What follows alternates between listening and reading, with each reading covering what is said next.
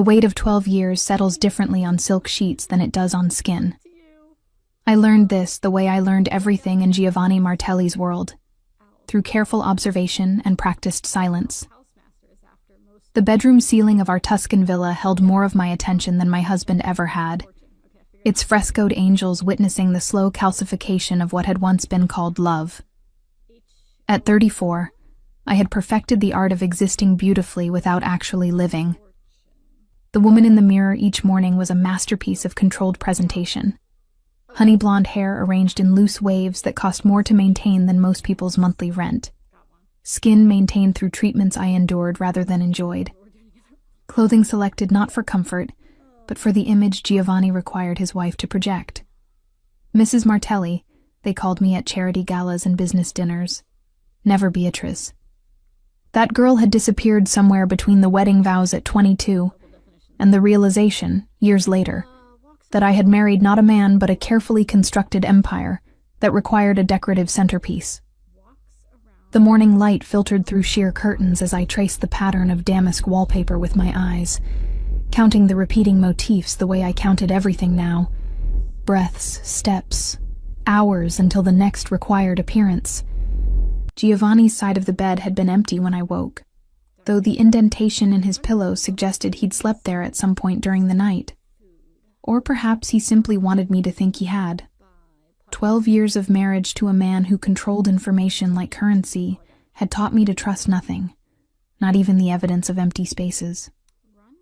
I rose with the practiced grace of someone who had learned that every movement might be observed, evaluated, judged. The marble floor was cold beneath my bare feet as I moved through our bedroom suite, a space larger than the entire apartment I'd shared with 3 roommates when Giovanni first noticed me. Noticed. Such a passive word for what had actually happened. He had selected me, pursued me, claimed me with the same focused intensity he brought to acquiring waterfront properties and eliminating business competitors. The bathroom mirror reflected a woman I sometimes struggled to recognize. Not because age had ravaged me. Giovanni's resources ensured I would remain preserved like a Renaissance painting, untouched by time's casual cruelty. No, the stranger in the mirror was someone else entirely. Someone whose eyes held the particular flatness that comes from years of performing emotion rather than feeling it. I applied moisturizer with methodical strokes, each gesture a meditation in numbness. The morning routine was sacred in its predictability, skincare that cost more per ounce than gold. Hair styled to appear effortlessly perfect. Clothing selected from a closet that could have housed a small boutique. All of it designed to present the image Giovanni required. Elegant, refined, utterly his. The scent of espresso drifted up from the kitchen as I descended the curved marble staircase, my hand barely grazing the wrought iron railing. Our villa perched on a cliff overlooking the Tyrrhenian Sea, all honey-colored stone and terracotta roofs, a monument to old money and older power. Giovanni had bought it the year we married, though I'd learned not to use the word we when discussing his acquisitions. What was his remained distinctly his. I was simply permitted to exist within it. Hazel was already in the kitchen, her capable hands moving through the familiar choreography of breakfast preparation. She'd been with the household for 8 years, long enough to understand the unspoken rules, the invisible boundaries. At 47, she maintained the kind of professional discretion that Giovanni valued above almost any other quality. She knew when to see things and when to develop convenient blindness. "Good morning, Mrs. Martelli," she said, not quite meeting my eyes as she set a place at the breakfast table. The formal dining room remained unused these days. Giovanni preferred taking his meals in his study when home, and I'd grown accustomed to the smaller intimacy of the kitchen table, even if intimacy was an illusion. "Good morning." My voice carried the practiced warmth expected of an employer who treated staff well. Giovanni insisted on this performance too, benevolent aristocracy, gracious in our privilege. Never mind that I had no actual power in this household, no authority to make decisions beyond selecting which designer dress to wear, to which obligation. "Mr. Martelli left early this morning. He said he won't be back until late evening." Hazel's tone remained carefully neutral, but I caught the slight hesitation, the way her gaze flickered toward the coffee cup she was filling. She knew something. The staff always knew things before I did. I accepted the espresso with a nod, wrapping my hands around the porcelain cup as if its warmth could reach the cold place that had taken root in my chest. Through the kitchen windows, the Mediterranean stretched endlessly blue, dotted with white sails and distant islands. Freedom existed out there, just beyond reach, mocking me with its proximity. "Did he mention where?" I asked, knowing the futility even as the words left my mouth. Giovanni shared his whereabouts on his own terms, if at all. His business, the legitimate facade of real estate development masking the machinery of influence, coercion, and calculated violence that actually sustained his empire, operated in shadows he had no intention of illuminating for me. He didn't say. Hazel set down a plate of fruit and pastries, arranging them with more care than necessary. But he seemed distracted. Distracted. The word hung in the air between us, weighted with implication. I'd noticed it too over the past few months. The way Giovanni's attention had shifted, how conversations died when I entered rooms, the increase in late meetings and sudden trips. At first, I'd attributed it to business concerns, the usual pressures of maintaining power in a world where competitors circled like sharks, scenting blood in the water. But intuition, that voice I'd learned to suppress, had been whispering a different truth. I sipped the espresso, letting its bitterness coat my tongue. "Thank you, Hazel. I'll take breakfast in the garden."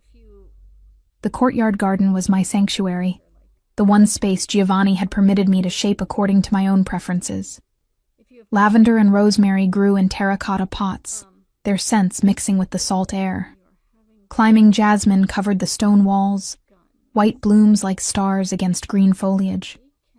Here, at least, something grew because I willed it to, not because Giovanni had orchestrated it. I settled into the wrought iron chair, the metal still cool from the night, and tried to taste the strawberries Hazel had selected. They were perfect, deep red, impossibly sweet. I could catalog their perfection without actually experiencing it. Everything in my life had become this way. Beautiful, expensive, and utterly hollow. My phone rested on the table beside my plate, its screen dark and silent. Once, it had felt like a lifeline to the world beyond these walls. Now it served primarily as a reminder of my isolation. The contacts list contained numbers for caterers, florists, personal shoppers, the infrastructure required to maintain my role. Friends from before the marriage had drifted away over the years, unable to bridge the growing distance between my performed life and their authentic ones. And I'd let them go, too tired from the daily performance to maintain connections that required genuine pieces of myself. The morning stretched ahead with its usual emptiness. A workout with the personal trainer Giovanni had hired. A session with the stylist who maintained my hair. Perhaps a visit to the foundation I nominally chaired, another of Giovanni's carefully constructed proofs of our respectability. Hours to fill with activities that created the illusion of purpose, while changing nothing fundamental about my existence. I was scrolling through my calendar, confirming appointments I didn't care about, when the phone buzzed in my hand. A text from an unknown number. For a moment, I considered ignoring it. Wrong numbers were common enough. But something made me open it. The message contained no words, just a photograph. Giovanni and a woman I'd never seen before, sitting close together at a restaurant I recognized. One of the exclusive places near the coast, the kind that didn't advertise because the right people already knew about it. Her hand rested on his arm, with casual familiarity. His expression held a warmth I hadn't seen directed at me in years. The timestamp on the photo was from last night. My hand shook slightly as I stared at the screen. Not surprise exactly. Some part of me had known, the way you know a storm is coming before the first drops fall. But seeing it rendered explicit, photographed and delivered like evidence in a trial, brought a clarity that felt like ice water in my veins. Another text arrived, then another. More photos spanning weeks, maybe months. Giovanni and this woman, younger than me, dark-haired, beautiful in an entirely different way, at various locations. A hotel entrance, walking along a private beach, his hand at the small of her back in a gesture of possession that mirrored how he'd once touched me. I set the phone down carefully, afraid I might drop it otherwise. The jasmine scent seemed overwhelming suddenly, cloying rather than sweet. The garden walls that had felt like sanctuary now felt like the borders of my cage. 12 years. I'd given 12 years to being Mrs. Giovanni Martelli, to existing as the elegant, obedient shadow of a man who treated love as another form of acquisition. I'd suppressed my own desires, my own voice, my own identity until I wasn't certain what remained beneath the performance. And now, apparently, I was being replaced. Upgraded. Exchanged for a newer model who didn't yet know the price of being chosen by Giovanni Martelli. The rational part of my mind, the part that had learned to survive by being practical, by accepting reality rather than fighting it, whispered that this was inevitable. Men like Giovanni didn't maintain monogamy unless it served their purposes. Power and desire moved in the same channels for them, both requiring constant assertion, constant conquest. I had been naive to expect anything different. But beneath the rational acceptance, something else stirred. Something I thought I'd successfully buried under years of compliance and careful silence. Rage. Not the hot, explosive kind that burned out quickly. This was cold, crystalline fury that clarified rather than clouded. I was angry not because I loved Giovanni. That illusion had died years ago, suffocated under the weight of his control. But because I'd allowed myself to become this, a beautifully maintained possession that could be discarded when it no longer pleased its owner. I picked up the phone again, studying the woman's face in the photographs. She smiled at Giovanni with genuine warmth, unaware that his love was a Venus flytrap, beautiful and lethal. Part of me wanted to warn her, to send her a message outlining exactly what awaited her. The slow erosion of self, the gradual realization that being chosen by Giovanni meant being consumed by him. But I knew she wouldn't believe me. I wouldn't have believed me either, at 20, whatever she was, dazzled by power and attention.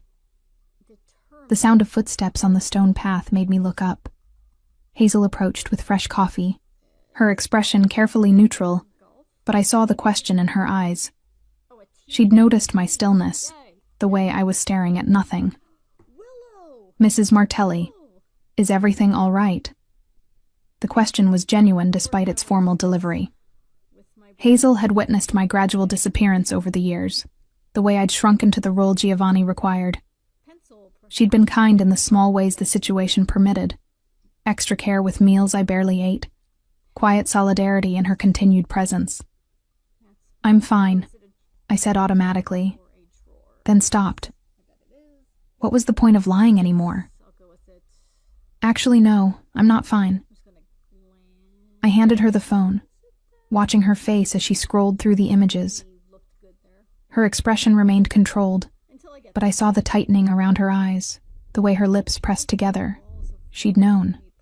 Of course she'd known. Staff always knew. How long? I asked. Mrs. Martelli, Please, just tell me the truth. How long has this been going on? She hesitated, loyalty to Giovanni warring with something else, perhaps sympathy, perhaps simple human decency. 6 months, maybe 7. I wasn't certain at first. He's been very discreet. 6 months, half a year of performing the role of beloved wife while being replaced in private. The humiliation should have crushed me, but instead it felt liberating. The pretense was over. Whatever came next, at least it would be real. Thank you, I said, taking back the phone. for telling me the truth. Hazel's hand touched my shoulder briefly, a gesture of comfort that violated every professional boundary Giovanni had established. What will you do? That was the question, wasn't it? What does a woman do when she realizes she's been living in a beautiful cage for 12 years, that the man she married never saw her as a person but as a possession, that she's about to be discarded for a shinier version of the same trap? I don't know, I admitted, but I need to speak with him, tonight, when he comes home. If he came home. Given the photographs, there was every possibility he'd spend the night elsewhere, with her, no longer bothering with the pretense that our marriage meant anything beyond legal convenience and social appearance. The day passed in strange detachment. I moved through my scheduled appointments like an automaton, smiling at the trainer, nodding at the stylist, signing checks at the foundation office. But beneath the performance, my mind raced through scenarios, possibilities, implications. Divorce seemed the obvious answer, except nothing was obvious when it came to Giovanni. Men like him didn't simply let their wives walk away. I knew too much about the machinery of his empire, had witnessed too many private conversations and business dealings. Even without intending to, I'd absorbed information that could damage him if it reached the wrong ears. He would see my departure as a threat to be managed, a problem to be solved. But staying was no longer an option. The photographs had shattered whatever thin hope I'd maintained that our marriage might eventually transform into something mutual, something resembling partnership. I couldn't continue performing for an audience that had already moved on to the next show. By evening, I'd made my decision. I would confront Giovanni, demand the truth, and insist on separation. The details could be negotiated. I wasn't naive enough to think I'd simply walk away with nothing. But I needed to establish that I was no longer his to control, that whatever came next would involve my consent, my choices. I dressed for the confrontation the way one might dress for battle, selecting a simple black dress that required no explanation. Minimal jewelry, hair pulled back from my face. When I looked in the mirror, I saw not the decorative wife Giovanni had curated, but someone harder, clearer, someone who had nothing left to lose. He arrived home just after 10, the sound of his car in the drive sending adrenaline flooding through my system. I waited in his study, surrounded by leather-bound books he'd never read, an artwork acquired for its value rather than its beauty. This was his domain, the heart of his power. Fitting that it would also be the place I reclaimed mine. Giovanni entered, still in his business suit, moving with the confident ease of someone accustomed to owning every space he occupied. He stopped short when he saw me sitting in his chair, my phone on the desk between us, screen illuminated with one of the photographs. Beatrice. My name in his mouth sounded like a reprimand. What are you doing in here? Looking at your future, I said, my voice steady despite the hammering of my heart. Or is she your present? I'm having trouble keeping track of the timeline. His expression shuddered immediately, the warmth draining from his features. This was the Giovanni most people knew. Cold, calculating, dangerous. I'd seen glimpses of it directed at others over the years. Now it focused entirely on me. You're hysterical, he said dismissively, moving to take the phone. Someone is clearly trying to cause trouble. You know how many people would love to drive a wedge between us. I pulled the phone back, standing so we faced each other across the desk. I'm not hysterical. I'm finally seeing clearly. 6 months, Giovanni. At least 6 months you've been with her. Don't insult me by denying it. Something flickered in his eyes.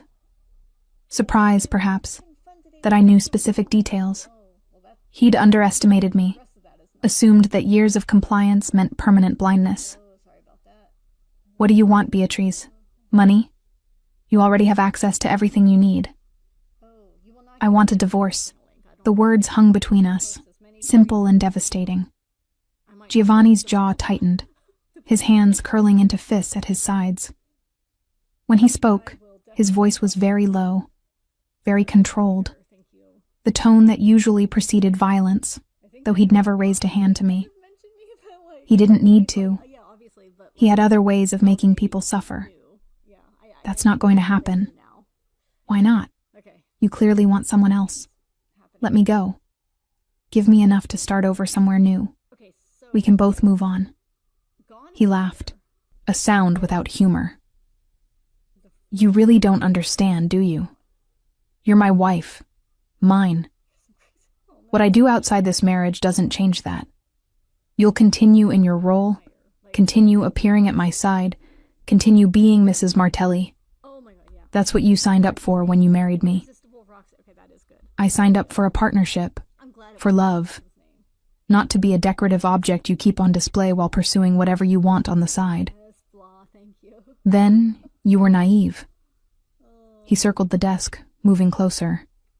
Love is a fantasy for children and fools. What we have is more valuable. Stability, security, position. You have a life most women dream of. You're throwing a tantrum because I have needs you can't meet. The cruelty was breathtaking in its casual delivery. After 12 years, he could still surprise me with his capacity to reduce me to nothing, to make my feelings sound like childish delusions rather than legitimate responses to betrayal. I want out, I repeated, refusing to back down despite every instinct screaming at me to retreat, to smooth this over, to return to the safety of silence. I want a divorce, and I want enough resources to build a life separate from you. Giovanni's hand shot out, gripping my wrist hard enough to bruise. You want? You want? His voice rose for the first time, control slipping. You have no idea what you're asking for. No idea what would happen if you tried to leave me. Who would you be without me? A nobody from nowhere with no money, no connections, no protection.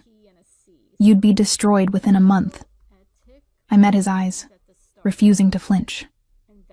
Then I'll be destroyed. At least I'll be free. He released my wrist with a sound of disgust, turning away. This conversation is over. You're being emotional and irrational. We'll discuss this when you've calmed down. No. The word came out stronger than I expected. We're discussing this now. I'm not calming down.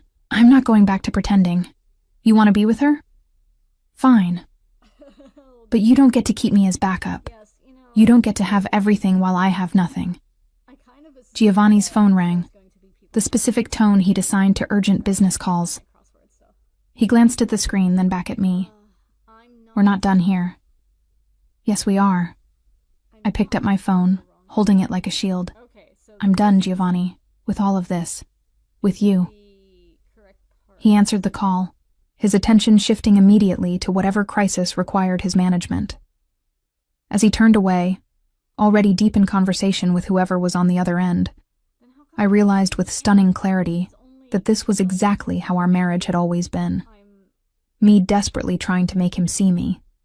Him turning away to more important matters. I'd spent 12 years competing with his empire for scraps of his attention, and I'd always lost. I left his study, my legs shaking but my resolve hardening with each step. In our bedroom, I pulled out my suitcase and began packing, my movements automatic. Clothes, toiletries, the few pieces of jewelry that had belonged to my mother. Not much in the end. 12 years reduced to a single bag. My phone rang 17 times over the next few hours. Giovanni, calling from whatever room he'd moved to, probably expecting me to answer, to apologize, to return to my designated place. Each time, I silenced the call. Each time, I felt a little more certain that I was doing the right thing. By 3 a.m, the house was silent. I heard Giovanni leave, the rumble of his car in the drive, the sound receding into the distance. Business, probably. Or perhaps he was going to her. To the woman who didn't yet know that being chosen by Giovanni Martelli meant being owned by him. I stood at the bedroom window, looking out at the sea. The moon painted a silver path across the water, leading away from the villa, away from the prison I'd decorated so beautifully. Somewhere out there was a version of Beatrice who still existed, who hadn't been entirely erased by 12 years of being Mrs. Martelli. I picked up my suitcase and walked downstairs, my footsteps echoing in the empty halls. I left the lights on, the doors unlocked. Let Giovanni come home to this. Evidence that I'd been here, that I'd left deliberately, that this was a choice rather than a tragedy. The night air tasted like salt and freedom as I walked down the drive toward the road, toward the unknown. I didn't know where I was going, didn't have a plan beyond getting away from this place. But for the first time in 12 years, I was moving forward because I wanted to, not because I was told to. Behind me, the villa stood against the sky, beautiful and cold. Giovanni's monument to power and control, as empty now as it had always been. I didn't look back. The road from the villa descended in switchbacks toward the coastal town, each turn offering glimpses of the sea, catching moonlight like scattered diamonds. My suitcase wheels rattled against the uneven pavement, a sound that seemed impossibly loud in the pre-dawn quiet. I'd walked perhaps 2 kilometers when the first threads of doubt began weaving through my certainty. Where exactly was I going? The question had seemed irrelevant when I was focused on simply leaving, on putting distance between myself and the cage I'd finally recognized. But now, with the adrenaline ebbing and reality asserting itself, the logistics of escape became unavoidable. I had my phone, my mother's jewelry, clothes selected more for their quality than practicality. I had no car. Giovanni controlled all vehicles and their keys. I had credit cards that he could freeze with a single phone call. I had the name Mrs. Martelli, which would be recognized everywhere in this region, making anonymity impossible. I'd been so focused on breaking free that I hadn't considered what came after the breaking. The town square was empty when I reached it, shops shuttered, cafes dark. A stray cat regarded me from atop a fountain, green eyes reflecting my phone's light as I scrolled through contacts, looking for anyone who might help. But Giovanni's influence had been thorough. Friends from before the marriage had drifted away or been deliberately separated from me. The women I'd met through charity functions were acquaintances at best, bound to me only through the social currency Giovanni's name provided. Remove that, and what remained? I sat on the fountain's edge, the stone cold through my thin dress, and forced myself to think strategically. The train station opened at 5. I could buy a ticket to Rome using one of the credit cards before Giovanni thought to cancel them. From Rome, I could access my personal bank account, modest, but mine, containing the small inheritances from my parents that Giovanni had never managed to absorb into his empire. It wouldn't be much, but it would be enough to disappear for a while, to figure out the next step. The plan felt fragile, held together by hope and timing, but it was something. Movement, progress. I was checking the train schedule on my phone when I noticed the messages. Not from Giovanni. Those had stopped after the 17th call. These were from Hazel, sent over the past hour. Mrs. Martelli, please let me know you're safe. He came back. He's very angry. He has people looking for you. Be careful. My hand trembled slightly as I typed a response. I'm fine. Thank you for everything, Hazel. I'm sorry to leave you to deal with the aftermath. Her reply came within seconds. Don't apologize. You did what you needed to do. But Beatrice, and here she used my name, not my title. Be very careful. He's making calls, activating his network. You know what he's capable of when he feels he's lost control. I did know. I'd seen what happened to business partners who betrayed him, to competitors who challenged him, to anyone who threatened his carefully constructed empire. Giovanni didn't tolerate defiance. He eliminated it, one way or another. The fact that I'd been his wife for 12 years wouldn't protect me from that fundamental aspect of his nature. If anything, it made the betrayal worse in his eyes. I'd belonged to him, and I'd chosen to stop belonging. Another message from Hazel. He's saying you're mentally unstable, that you need help. He's already called Dr. Ricci. Dr. Ricci, the private physician Giovanni kept on retainer, the one who wrote prescriptions and medical reports according to whatever Giovanni required. Of course, that would be his strategy. Paint me as hysterical, mentally unwell, incapable of rational decision-making. It discredited anything I might say about him while providing justification for forcing me back under his control. A concerned husband trying to help his troubled wife. The narrative practically wrote itself. I stood, grabbing my suitcase, suddenly aware of how exposed I was.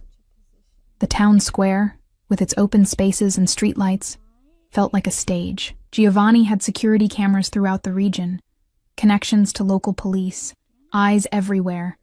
Staying here was foolish. I needed to move, to reach the train station early, to be on the first train out before his network fully mobilized. The walk to the station took 40 minutes, my feet protesting in shoes designed for aesthetic rather than function. By the time I reached the platform, the sky was just beginning to lighten, dawn painting the horizon in shades of rose and gold. Beautiful, like everything in this region. Beauty that masked corruption, that made people forget to ask hard questions about where money came from and what it had bought. The ticket booth wouldn't open for another 30 minutes. I found a bench in a shadowed corner, trying to make myself small, invisible. Early morning travelers began arriving. A handful of commuters, a young couple with backpacks, an elderly woman with a shopping bag. Normal people living normal lives, unaware that the woman hunched on the bench nearby was fleeing from a man whose power could reshape their reality if he chose to notice them. My phone buzzed. Not Hazel this time. A number I didn't recognize. I almost didn't answer, but curiosity, or perhaps the hope that someone might offer help, made me accept the call. Beatrice. The voice was male, professional, unfamiliar. My name is Eric Silva. I work for your husband. He's asked me to locate you and facilitate your safe return home.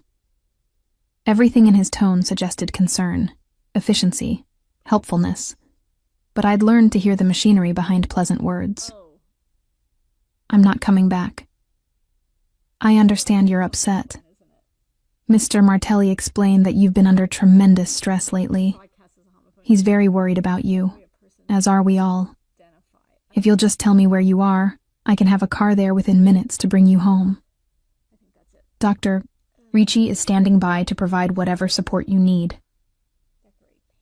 The script was so obvious it would have been laughable if it weren't terrifying. Support, in this context, probably meant sedation and confinement until I could be convinced or coerced back into compliance. Tell Giovanni I'm filing for divorce. He can have his lawyer contact mine once I've retained one. Mrs. Martelli, I don't think you understand the complexity of your situation. Your husband controls considerable resources, access to your accounts, your property, even your health care. Acting impulsively right now could have serious consequences for you. Let us help you. Come home, rest, think about this more carefully. I've been thinking about it for 12 years. I'm done thinking. I ended the call and immediately turned off my phone, removing the SIM card the way I'd once seen in a movie. Probably too late. They'd already triangulated my position if they were competent. But at least they couldn't track me in real time from this point forward. The ticket booth opened. I approached with what I hoped was casual confidence, requesting a ticket to Rome on the next train. The clerk, a middle-aged woman with tired eyes, processed the transaction without particular interest. The credit card went through. I accepted the ticket with hands that wanted to shake but didn't, and returned to my shadowed bench to wait. 20 minutes. The first train departed in 20 minutes. Each second felt like an hour. A black car pulled into the station parking lot. My heart stopped, then resumed at triple speed. But the car disgorged only a businessman with a briefcase, hurrying toward the platform with the focused urgency of someone who traveled this route daily. Not Giovanni's people. Just coincidence. I needed to stop seeing threats everywhere, or I'd fracture before I even made it out of the region. The train appeared on the horizon, its headlight cutting through the morning mist. Relief flooded through me with physical force, making my legs weak. I stood, gripping my suitcase handle, positioning myself to board quickly once the doors opened. The businessman boarded first, then the young couple. I was moving toward the door when I saw him. Not Giovanni. He would never handle this personally. But one of his men, someone I'd seen at the villa during security briefings, during the parties where armed men pretended to be waitstaff. He stood at the far end of the platform, phone to his ear, scanning the crowd. His gaze passed over me once, then returned, recognition crystallizing. I stepped onto the train without looking back, moving quickly through the first car toward the second. The doors closed behind me with a pneumatic hiss that sounded like salvation. Through the window, I saw the man running toward the train, but too late. The train was already moving, gathering speed, carrying me away. I found a seat near the back of the second car, positioning myself so I could see anyone approaching from the front. My reflection in the dark window showed a woman I barely recognized. Hair disheveled, dress creased, eyes too wide. Mrs. Martelli had never looked this way. Mrs. Martelli had been maintained, controlled, perfect. The woman in the window looked wild, hunted, alive. The countryside blurred past as the train accelerated. Vineyards and olive groves, ancient stone walls and terracotta roofs. The landscape of my prison, receding with each kilometer. I wanted to feel triumph, victory in having escaped the immediate threat. Instead, I felt the first stirrings of a deeper understanding. This wasn't the end of the pursuit. This was barely the beginning. Giovanni wouldn't stop because I'd made it onto a train. He had resources throughout Italy, throughout Europe. He had connections, people who owed him favors, professionals who could find anyone anywhere. My brief head start would evaporate quickly once he fully focused on the problem of my defiance. The train car was nearly empty. I watched the other passengers, a student with headphones, an elderly man reading a newspaper, a mother managing 2 young children, and wondered if any of them could be watching me. Paranoia, probably. But Giovanni had taught me that paranoia was often just pattern recognition, seeing threats that existed but hadn't yet revealed themselves. I needed a plan beyond simply running, needed allies, resources, protection. But who could protect someone from a man like Giovanni Martelli? The police? He owned enough of them to make that avenue useless. The courts? His lawyers were legendary for their ability to manipulate legal systems. Private security? Unless I could match his resources, which I couldn't, any protection I hired would be outmatched. The realization settled over me like cold water. There was no safe place. Not really. Not while Giovanni was alive and determined to maintain control over what he considered his. My phone, still powered off, sat in my purse like a grenade. I didn't dare turn it on, but I needed to eventually. Needed to access funds, make arrangements, coordinate the next steps. Each use would be a risk, a beacon announcing my location to anyone monitoring. The train stopped at a small station. More passengers boarded, including a woman in her 50s with silver-threaded dark hair and an expression of professional competence. She took the seat across from me, arranging her bag with economical movements, then pulled out a tablet and began working. Something about her felt different from the other passengers, a quality of alertness, of awareness that extended beyond her immediate task. I told myself I was being paranoid again, but when her gaze flickered toward me, lingering just a moment too long before returning to her screen, my stomach tightened. The train continued. Rome was still 2 hours away. 2 hours of increasing vulnerability, my window of advantage closing with each kilometer. I stood, intending to move to a different car, to put distance between myself and the woman whose attention felt wrong. But as I reached for my suitcase, she spoke. "Mrs. Martelli, please sit down." Her voice was calm, professional, carrying the authority of someone accustomed to being obeyed. Not aggressive, but utterly confident. I froze, hand on the suitcase handle, calculating the distance to the door, the possibility of escape. "I'm not here to hurt you," she continued, still not looking up from her tablet. "In fact, I'm here to offer help, but we need to talk quickly. Your husband's people will be waiting at Roma Termini. You won't make it through the station." I remained standing, every muscle tense. "Who are you?" "My name is Carmen Smith. I'm a private investigator specializing in cases like yours. I've been tracking your husband's activities for quite some time." She finally looked up, meeting my eyes with an expression that mixed sympathy and professional assessment. "You're not the first woman he's done this to, Mrs. Martelli. But if you're smart and willing to trust me for the next few hours, you might be the first one who actually escapes."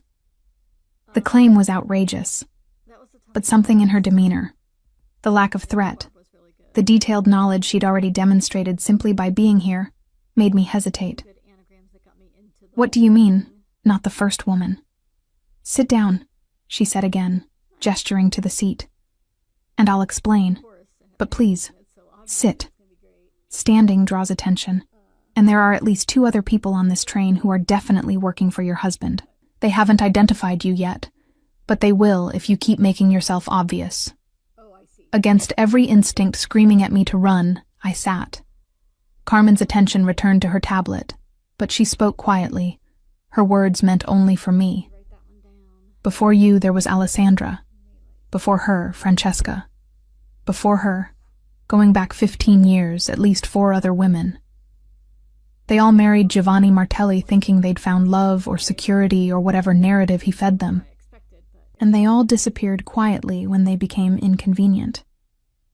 Divorce, but the kind where the woman receives a settlement in exchange for complete silence and compliance. Non-disclosure agreements, legal restrictions on ever speaking about the marriage or its dissolution. They're bought out of his life and essentially erased." My throat felt tight. "How do you know this?" "Because Alessandra hired me 3 years ago when she started suspecting she was being replaced. She wanted evidence for divorce proceedings. By the time I'd gathered what she needed, she'd already been convinced to take the settlement and disappear. But I kept investigating, because something about the pattern bothered me. And then I found Francesca, and Maria, and Lucia, all following the same trajectory, chosen young, controlled completely, discarded when they developed too much autonomy, or he found someone he liked better. The train swayed around a curve, making me grip the armrest. Why are you telling me this? Because you left before taking the settlement. You ran, which none of the others did. That changes the game. Giovanni can't simply erase you now. You're a loose end, and he doesn't tolerate those. You know too much about his business, his connections, his methods. The fact that you're his wife gives you legal standing he'd prefer you didn't have. And your very public departure last night. Yes, I know about that. Means you can't simply vanish quietly. Too many people know you left. Too many witnesses. So I'm in more danger now because I ran? You're in different danger. More immediate, but also more opportunity. If you're willing to fight instead of hiding, there are people who would very much like to talk with you about what you've witnessed during your marriage. People who've been trying to build cases against Giovanni Martelli for years, but who lack the inside testimony that could actually make charges stick. She meant law enforcement. Prosecutors. The ones Giovanni had spent years bribing and intimidating and staying 10 steps ahead of. She was suggesting I become an informant, a witness, a threat to everything Giovanni had built. He'll kill me, I said flatly. If I testify against him, he'll have me killed. Probably he'll try, Carmen agreed with disturbing casualness. Which is why witness protection exists. New identity, new location, resources to start over completely. It's not perfect, and it's not easy. But it's better than spending the rest of your life looking over your shoulder while trying to survive on whatever savings you've managed to hide. The mother with 2 children moved past us toward the bathroom, her younger child crying about something. Normal life, continuing obliviously. I envied them with sudden fierce intensity, the simplicity of their concerns, the absence of men like Giovanni from their reality. "Why should I trust you?" I asked Carmen. "For all I know, you work for him. This whole thing could be a setup." "It could be," she acknowledged. "But it's not. Here's what I can prove." She turned her tablet toward me, showing a photograph of Giovanni with a woman I didn't recognize. "This is Francesca Greco, his third wife, photographed 3 months before she disappeared from public life. Notice anything familiar?" The restaurant was the same one from the photos sent to my phone. The intimacy of Giovanni's posture was identical, history repeating itself with different actors. And here, another photo, this time showing multiple women's faces in a grid. These are all the women I've identified who were involved with Giovanni Martelli and subsequently vanished from their previous lives. Some took settlements, some just disappeared. I've spent 3 years documenting this pattern because eventually, someone was going to be smart enough or desperate enough to fight back. You're that person, Mrs. Martelli. The question is whether you're brave enough to finish what you started when you walked out last night. The train began slowing for another station. Carmen checked her watch, then looked at me directly. "In 10 minutes, we arrive at Civitavecchia. Your husband has people at Roma Termini, but he can't cover every small station between here and there. If you get off with me, I can have you somewhere safe within an hour, meeting with prosecutors who've been building a case against him for 18 months. They need your testimony. They need someone who's been inside his operation, who can connect financial records to actual criminal activities, who can put faces to names and names to crimes. And if I don't, if I stay on the train, then you'll be intercepted at Roma Termini. You'll be taken somewhere, probably back to the villa, possibly to a private hospital where Dr. Ricci can officially declare you mentally unfit. And this chance, this window where you actually have options, will close. Giovanni will control the narrative completely, and you'll be exactly where you were 12 hours ago, except now he'll be watching you much more carefully." The train was definitely slowing. Through the window, I could see the Civitavecchia station approaching. Decision time. Trust this woman I'd never met who knew far too much about my life, or continue alone toward a destination I now knew was compromised. Neither option felt safe, but one at least offered the possibility of fighting back, of doing more than simply running until I was caught. "Okay," I said, surprising myself. "I'll go with you." Carmen's expression didn't change, but something in her posture relaxed slightly. "Good. When we exit, walk normally. Don't run. Don't look around frantically. We're just 2 women getting off at their stop. My car's in the parking lot. Blue Fiat, 3rd row. We'll be in motion before anyone on this train can make a phone call." The train stopped. We stood, gathered our bags, moved toward the door with the casual, unhurried motion of people who'd taken this route 100 times before.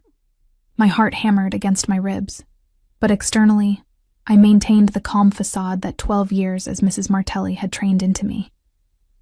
The platform was nearly empty. Early morning, midweek, small station. We walked past the ticket booth, past the waiting room, into the parking lot where the blue Fiat waited exactly where Carmen had described. She opened the doors, and I slid into the passenger seat, pulling my suitcase onto my lap because there was no time to load it properly. Carmen started the engine, backed out of the space, navigated toward the exit with practiced ease. Only when we were on the main road, the station receding behind us, did I allow myself to believe we'd actually made it off the train without incident. "Where are we going?" I asked. "Safe house outside Tarquinia. About 30 minutes from here. The prosecutors I mentioned are already there, waiting. They'll explain everything. What they have, what they need, what protection they can offer." Carmen glanced at me briefly before returning her attention to the road. "And Mrs. Martelli? You should know that once you start talking, once you officially agree to cooperate, there's no going back. Giovanni will know you've become a threat. Whatever restraint he might have shown before, that will disappear. He already wants me back under his control. How much worse can it get? Carmen's smile was grim. You'd be surprised, but for what it's worth, I think you're making the right choice. Sometimes the only way out is through, even when through looks like fire. We drove in silence for several minutes, the morning sun climbing higher, burning off the coastal mist. I watched the landscape pass. Ancient ruins scattered across fields, modern buildings mixed with structures centuries old. Italy was like that, past and present layered together, impossible to separate. My phone, still powered off, felt like a bomb in my purse. Giovanni would be desperate to contact me by now, to regain control of the narrative. He'd be making calls, activating networks, applying pressure to every point where I might appear. The man who'd been my husband for 12 years, who'd claimed to love me in his way, would now devote all his considerable resources to forcing me back into the cage I'd escaped. The irony wasn't lost on me. For 12 years I'd wanted Giovanni to focus on me, to see me as more than an acquisition or an accessory. Now I finally had his full attention, and it was the most dangerous thing that had ever happened to me. We turned off the main road onto a smaller track leading toward a farmhouse set back from the highway, partially hidden by olive trees. Security cameras were visible on the corners of the building. A black car sat in the drive. That's the prosecutor's vehicle, Carmen said. They're already here. Are you ready?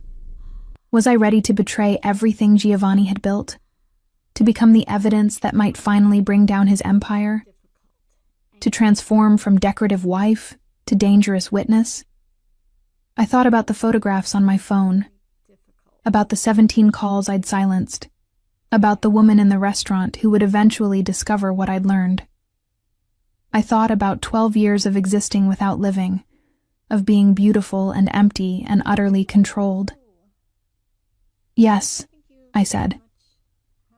I'm ready. Carmen parked the car, and together we walked toward the farmhouse door, toward whatever came next.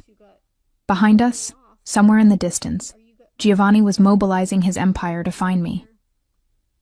But ahead, for the first time in 12 years, was the possibility of something more than survival. Ahead was the chance to fight back. The door opened before we reached it. A man in his 40s, wearing a suit slightly rumpled from travel, extended his hand. Mrs. Martelli, he said, thank you for coming.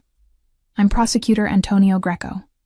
If you're willing to talk with us, I believe we can finally bring your husband to justice. I shook his hand, feeling the irrevocable shift from victim to threat, from possession to person. Where do we start? I asked. He smiled. At the beginning, tell us everything. The farmhouse interior smelled of coffee and old stone, comfortable in a way the villa had never been despite its luxury. Prosecutor Greco led me to a wooden table where another man sat with a laptop and recording equipment. Carmen disappeared into what looked like a kitchen, returning with espresso in mismatched cups. This is Investigator Paolo Monti, Greco said, gesturing to his colleague. We've been building a case against your husband for 18 months. We have financial records, surveillance transcripts, testimony from several of his associates who've agreed to cooperate. But what we're missing is someone who can connect the documents to actual events, who can verify that specific transactions corresponded to specific criminal activities. I wrapped my hands around the espresso cup, its warmth grounding me. I don't know much about his business operations. He kept me separate from that world. But you observed things, Monty said, his voice gentle. You attended dinners, met his associates, overheard conversations. You lived in the heart of his empire for 12 years. Trust me, you know more than you think. Greco opened a folder, spreading photographs across the table. Men's faces, some I recognized, many I didn't. Let's start simple. Can you identify which of these people visited your home over the past few years? I leaned forward, studying the images. Him, I said, pointing to a silver-haired man with cold eyes. He came to dinner about 6 months ago. Giovanni called him Luca. They talked in the study for several hours after we ate. Luca Marino, Greco confirmed, making a note. Regional coordinator for Martelli's money laundering operations. What was the date, if you remember? I closed my eyes, reconstructing the evening. October 14th. I remember because it was my birthday, though no one mentioned it. They served ossobuco because Giovanni wanted to impress his guest. And you heard nothing of their conversation? Giovanni always sent me away when he discussed business. But I remember Luca was agitated when they came out. He kept saying something about containers and timing issues. And Giovanni was angry, though he hid it well. I saw it in how tightly he held his wine glass. This was how we worked for the next 3 hours, Greco and Monty showing me photographs, documents, timelines, and me filling in details that seemed insignificant in isolation, but apparently formed patterns when combined with what they already knew. Names matched to faces, dates confirmed or corrected, conversations remembered in fragments. I hadn't realized how much I'd observed over 12 years of careful invisibility. All those dinners where I'd been decorative but effectively dismissed. All those business associates who'd spoken freely around me because Giovanni's wives were trained not to listen, not to question. I'd been absorbing information without realizing it, building an archive of evidence in my memory. This is extraordinary, Greco said after we'd been working for hours. Mrs. Martelli, what you're providing corroborates financial transactions we could only speculate about. With your testimony, we can actually prove where money came from, where it went, who was involved. Will it be enough? I asked. To actually arrest him? To make charges stick? The prosecutors exchanged glances. With what we have now, plus your testimony? Yes. We can bring charges for money laundering, tax evasion, possibly racketeering. The evidence is substantial.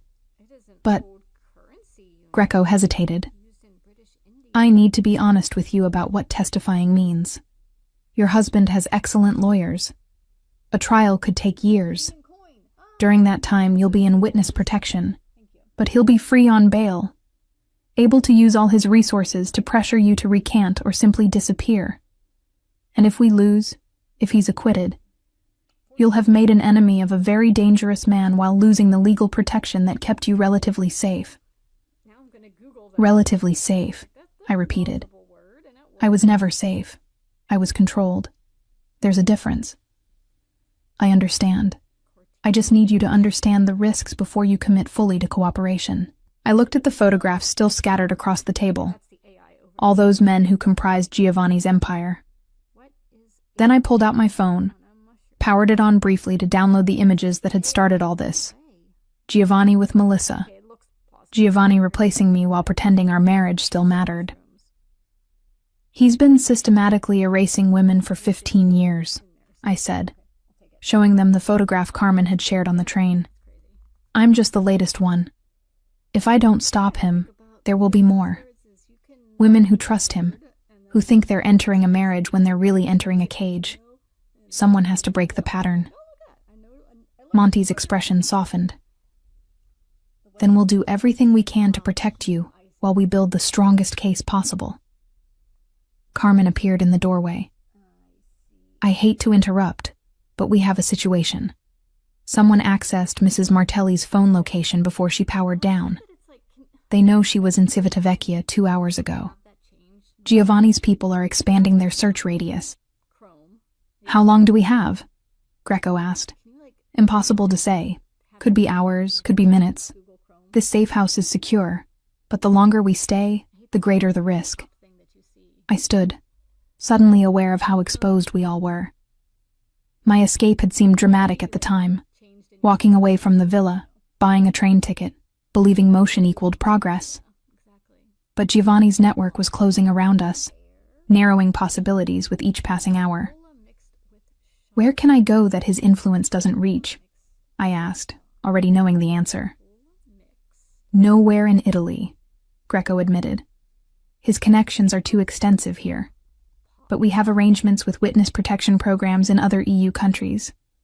Once we formally enter you into protection, we can move you somewhere outside his usual operational sphere.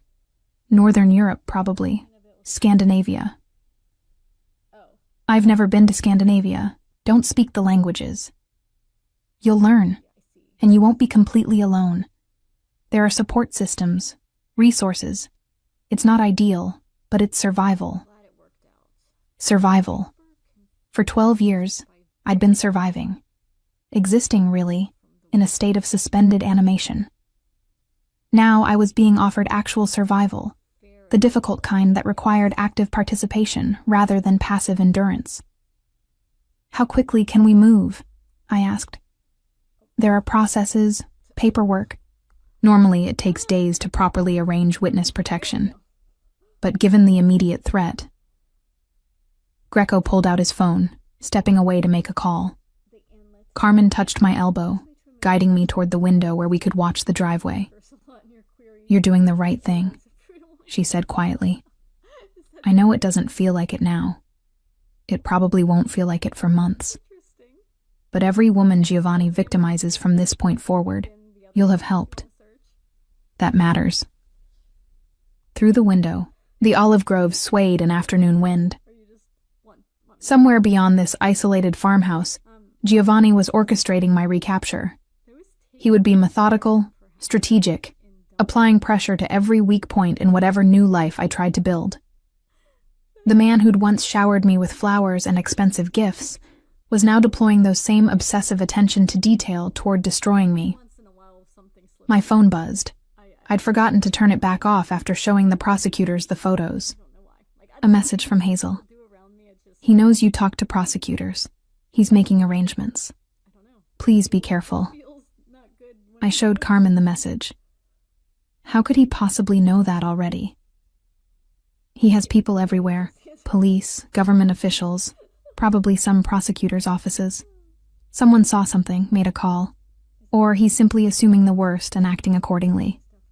What kind of arrangements? Carmen's expression was grim. Nothing good. When men like Giovanni feel they're losing control, they become unpredictable. Dangerous in ways they usually aren't because they're too calculating. Right now, he's not calculating. He's reacting. Greco returned, his face set.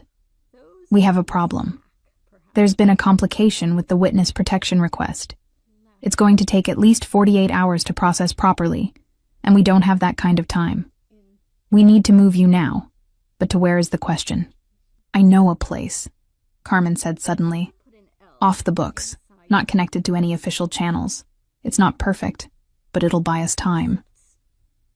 Where? I asked. An old lighthouse on the coast north of here. Abandoned officially, but I maintain it as an emergency sanctuary for exactly these situations. Remote, defensible, no paper trail leading to it. We can get you there by boat, avoiding roads entirely. Greco looked skeptical. An abandoned lighthouse? That's your solution?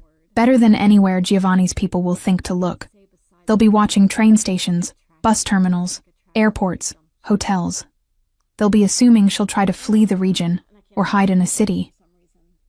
The last place they'll search is a supposedly abandoned structure in a remote coastal location. How long can she stay there? Long enough for you to finish the witness protection paperwork. 3 days, maybe 4. There's food, water, basic supplies. It's not comfortable, but it's survivable. I looked between them. Carmen's determined confidence, Greco's concerned calculation. Neither option was good, but one at least existed outside the systems Giovanni had spent years infiltrating. I'll go to the lighthouse, I decided. If it buys time for the legal protection to be arranged properly, it's worth the isolation. Greco nodded reluctantly. All right, but we continue working on the official channels. And Mrs. Martelli, take this. He handed me a phone different from my own. Secure line. It can't be tracked or monitored. You can reach me, Monty, or Carmen through programmed numbers. Don't use it except for emergencies. But if you need help, we'll know immediately. I took the phone. this new lifeline to a world I'd never imagined being part of. Prosecutors and investigators and safe houses and witness protection. This morning I'd been a trophy wife contemplating divorce. By afternoon, I'd become a state witness hiding from a criminal empire. "We need to move now," Carmen said. "Every minute we delay increases the risk." We gathered quickly. My suitcase, some additional supplies Monty pulled from a storage closet, bottles of water. The prosecutors would stay behind to continue their work. Carmen and I would drive to a small marina where she had a boat waiting. As we prepared to leave, Greco caught my arm. "Mrs.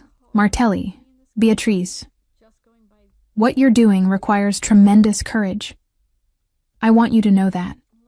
Many people talk about wanting justice, but few are willing to pay the price it demands. Thank you." I didn't feel courageous. I felt terrified and improvising and desperately hoping I wouldn't be dead within a week, but I nodded, accepting his words because he needed to give them even if I couldn't fully receive them. Carmen drove fast but carefully, taking back roads I didn't recognize, checking her mirrors constantly. "If we're being followed, I'll know," she said. "I've done this enough times to recognize the signs." "How many women have you helped escape dangerous marriages?" "You'd be surprised. Or maybe you wouldn't. There's an entire infrastructure for this. Safe houses, emergency transport, lawyers who specialize in protective orders. Most women don't need witness protection, just a clean break and legal barriers. But every few years, someone like you comes along. Someone married to the kind of man who doesn't accept loss. Those cases are more complicated." "Do they usually survive?" I asked, then immediately regretted the question. Carmen's pause before answering told me everything. Define survive. Do they live? Usually if they're smart and careful. Do they ever stop looking over their shoulders? Rarely.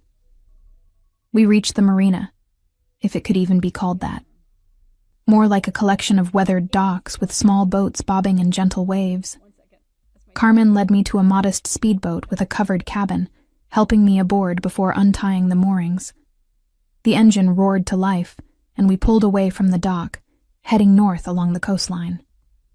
The sun was lowering toward the horizon now, painting the water in shades of amber and rose. Beautiful, like everything in this country. Beauty that existed independent of human suffering, indifferent to the dramas playing out beneath its aesthetic perfection.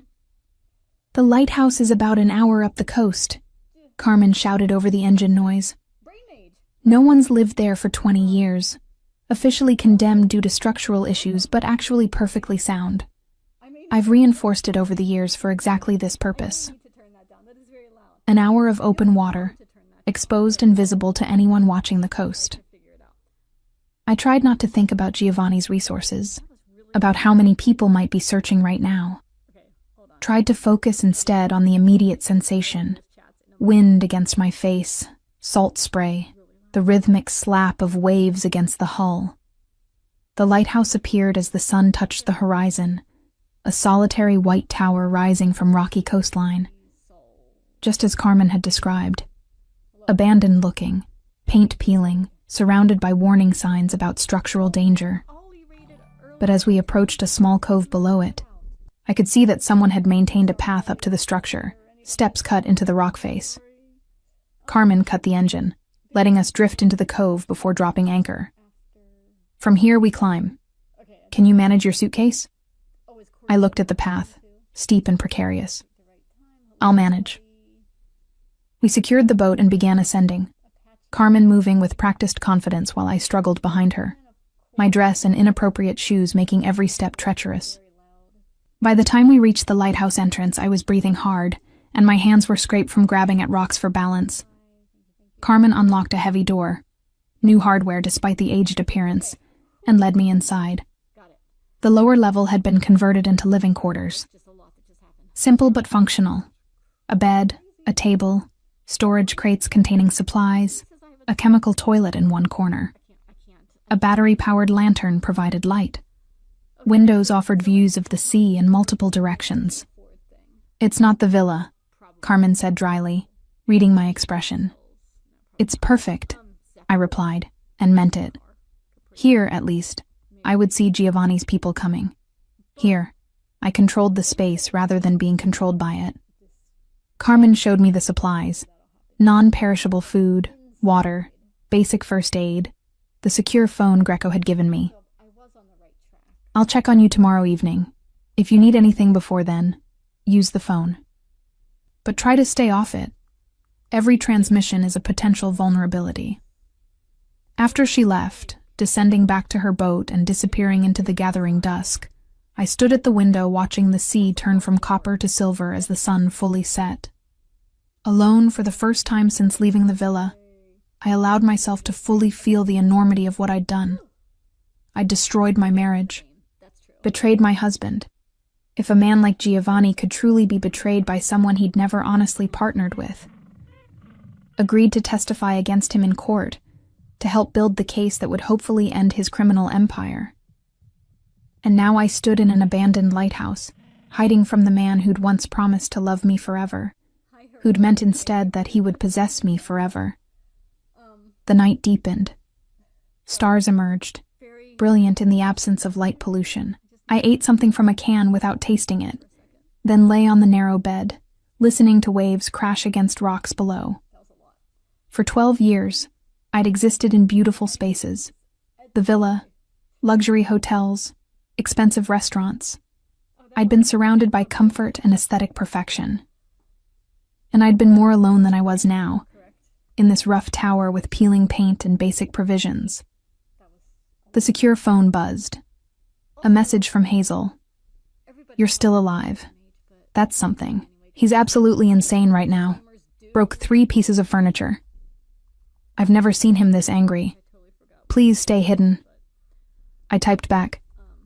I'm safe. Tell him nothing if he asks about me. I would never. You know that. I did know that. Hazel had been one of the few genuinely kind presences in my prison. Someone who'd witnessed my gradual erasure and offered what small solidarities she could. Sleep eluded me despite exhaustion. Every sound, wind against the tower, waves, creaking stone, might be Giovanni's people discovering my location. Dawn came slowly, light spreading across the water like spilled mercury. I climbed the interior stairs to the lighthouse's lamp room, curious what view had guided ships for however many years this tower had operated. The glass was grimy but intact, offering a panoramic perspective of coastline stretching in both directions. Empty sea. No boats approaching. No one had found me yet. The day passed in strange suspension. I had books from Carmen's supplies but couldn't focus enough to read. I had food but no appetite. I had time but nothing to fill it with except thoughts that circled endlessly through the same territory. Fear, regret, determination, doubt.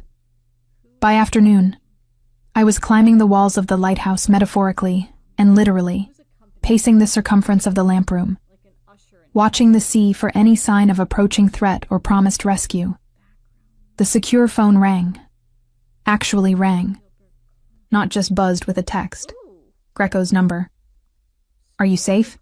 He asked without preamble. Yes. Still here. Still alone. Good. We've made progress on the protection arrangements. 48 hours more, maybe slightly less. Can you hold out? Do I have a choice? Always. You could still walk away from this. Try to negotiate with your husband directly. No, I said firmly. I couldn't. I've gone too far for that. He'd never trust me again. Never let me have any autonomy. Better to finish what I started. That's what I needed to hear. Because Beatrice, there's something you should know. Giovanni's offering a substantial reward for information on your location. €500,000 to anyone who helps him find you. That's going to make people very motivated to look. €500,000. More than most people would earn in a lifetime. The number made my isolation in the lighthouse suddenly feel desperately fragile. Does Carmen know? I'm calling her next. She'll take extra precautions.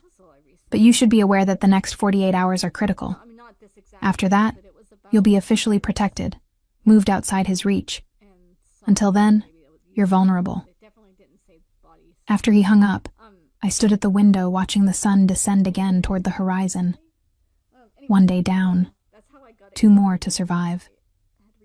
I thought about Giovanni in the villa, surrounded by luxury and power, orchestrating the hunt for me with the same focused intensity he brought to everything.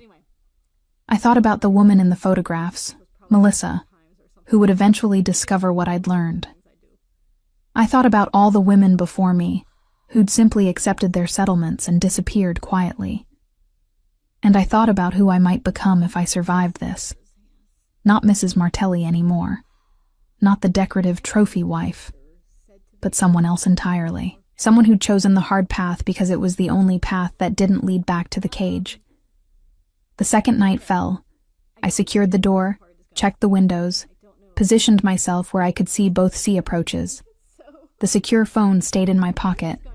Carmen's promise of tomorrow's check-in my only connection to the world beyond this tower. I was alone. Truly alone. For the first time in my adult life, no one controlled my movements, my choices, my voice. It was terrifying. It was the beginning of freedom. The dawn of the second day brought fog, thick and gray, reducing visibility to mere meters. I stood in the lamp room watching it roll across the water like a living thing, obscuring the boundary between sea and sky. The isolation that had felt liberating yesterday now felt oppressive. In this white void, anything could approach unseen. I'd slept poorly again, waking at every sound, my mind constructing threats from innocent noises. The tower creaked as stone expanded with temperature changes. Wind whistled through gaps in the weathered structure. Each sound became a potential intruder in my imagination. Giovanni's men scaling the rocks, Carmen returning with bad news, the prosecutors changing their minds about protection. By mid-morning, the fog began to lift, revealing a sea that stretched empty in all directions. Relief flooded through me, followed immediately by a new anxiety. If I could see approaching vessels, they could see the lighthouse. My isolation was both shield and exposure. The secure phone buzzed. Carmen, weather delayed my departure. We'll reach you by evening instead of afternoon. Stay alert. Nothing to worry about. Just routine precaution. Nothing to worry about. Easy for her to say from wherever she was, connected to normal life, able to move freely. I was trapped in a tower waiting for either rescue or discovery, depending on who arrived first. I rationed the supplies carefully, unsure how long I might need them to last. Ate sparingly from cans that all tasted the same regardless of their labels. Drank water measured precisely. Tried to make my body smaller, less demanding, as though consuming less would make me less vulnerable. The afternoon stretched endlessly. I tried to occupy myself by cleaning the lamp room, using seawater and cloth scraps to remove decades of grime from the glass. The work was meditative, focusing my attention on immediate tasks rather than spiraling anxieties. Slowly, the view improved, offering clearer sight of the coastline. That's when I saw them. 2 boats, moving parallel to shore, methodically scanning. Too far to identify specific occupants, but the pattern of their search was unmistakable. They were looking for something. For someone. For me. I descended quickly to the living quarters, pulling back from the windows, trying to remember if I'd done anything to make the lighthouse look occupied. The door was secured. The windows showed only interior darkness. From the outside, it should appear exactly as abandoned as it was supposed to be. But Giovanni's people would be thorough. They might investigate every structure along this coastline, checking even seemingly impossible locations. The secure phone was in my hand before I consciously decided to use it. Carmen answered on the first ring. "There are boats," I said without greeting. 2 of them, searching the coastline, moving north to south. "How far from your location?" "Maybe 2 kilometers. I can see them clearly through the lamp room glass." "Get down from the lamp room. Stay low, away from windows. Don't use lights after dark. I'm leaving now, but I'm at least 90 minutes away. You need to stay invisible until I arrive. What if they decide to investigate the lighthouse? Then you hide. There's a storage compartment built into the floor beneath the bed. I showed you yesterday, remember? It's small, but you'll fit. If they come ashore, you get in there and don't make a sound no matter what you hear. The storage compartment. I'd noticed it during Carmen's tour but hadn't fully registered its significance. Now it loomed in my mind as simultaneously salvation and tomb, a space barely large enough for a person to curl into, designed for exactly this scenario. Carmen, I'm scared. Good. Fear keeps you alert, but don't let it paralyze you. You've survived this long by being smart. Keep being smart for 90 more minutes. After she disconnected, I stood frozen, mind racing through options. The boats were still distant, their search pattern methodical, but not yet focused on this specific section of coast. They might pass by without stopping, or they might investigate every potentially useful landmark. I moved the bed, revealing the storage compartment beneath. The space was perhaps 1 meter square and half a meter deep, large enough to hold a person in fetal position, small enough to be nearly undetectable. Carmen had provisioned it with a bottle of water and a flashlight, though using light while hiding would defeat the purpose. If I went into that space, I would be blind and deaf to what happened above me, vulnerable to being discovered while unable to defend myself or escape. But the alternative, being visible when Giovanni's people arrived, was infinitely worse. I returned to the window, watching the boat's progress. They'd covered perhaps 1/3 of the distance, moving slowly. But something about their pattern had changed. One boat had separated from the other, angling closer to shore. My phone buzzed again. Hazel this time. He's mobilized everyone, every person who owes him anything. The reward is now 1 million euros. Please be careful. 1 million euros. The number was absurd, devastating. At that price, even people with no connection to Giovanni's empire would be motivated to search. Every fisherman, every coastal resident, every person struggling financially would suddenly have an incentive to look for a woman matching my description. I typed back quickly, "I know. I'm hiding. Thank you for the warning." The separated boat was definitely approaching now, heading toward the rocky cove below the lighthouse. My heart began racing, adrenaline flooding my system with the urgency to run, despite having nowhere to run to. I grabbed my suitcase, the secure phone, a bottle of water, moved back toward the bed and the compartment beneath it, hesitated. Once I went into that space, I was committed. I couldn't reassess, couldn't change strategy.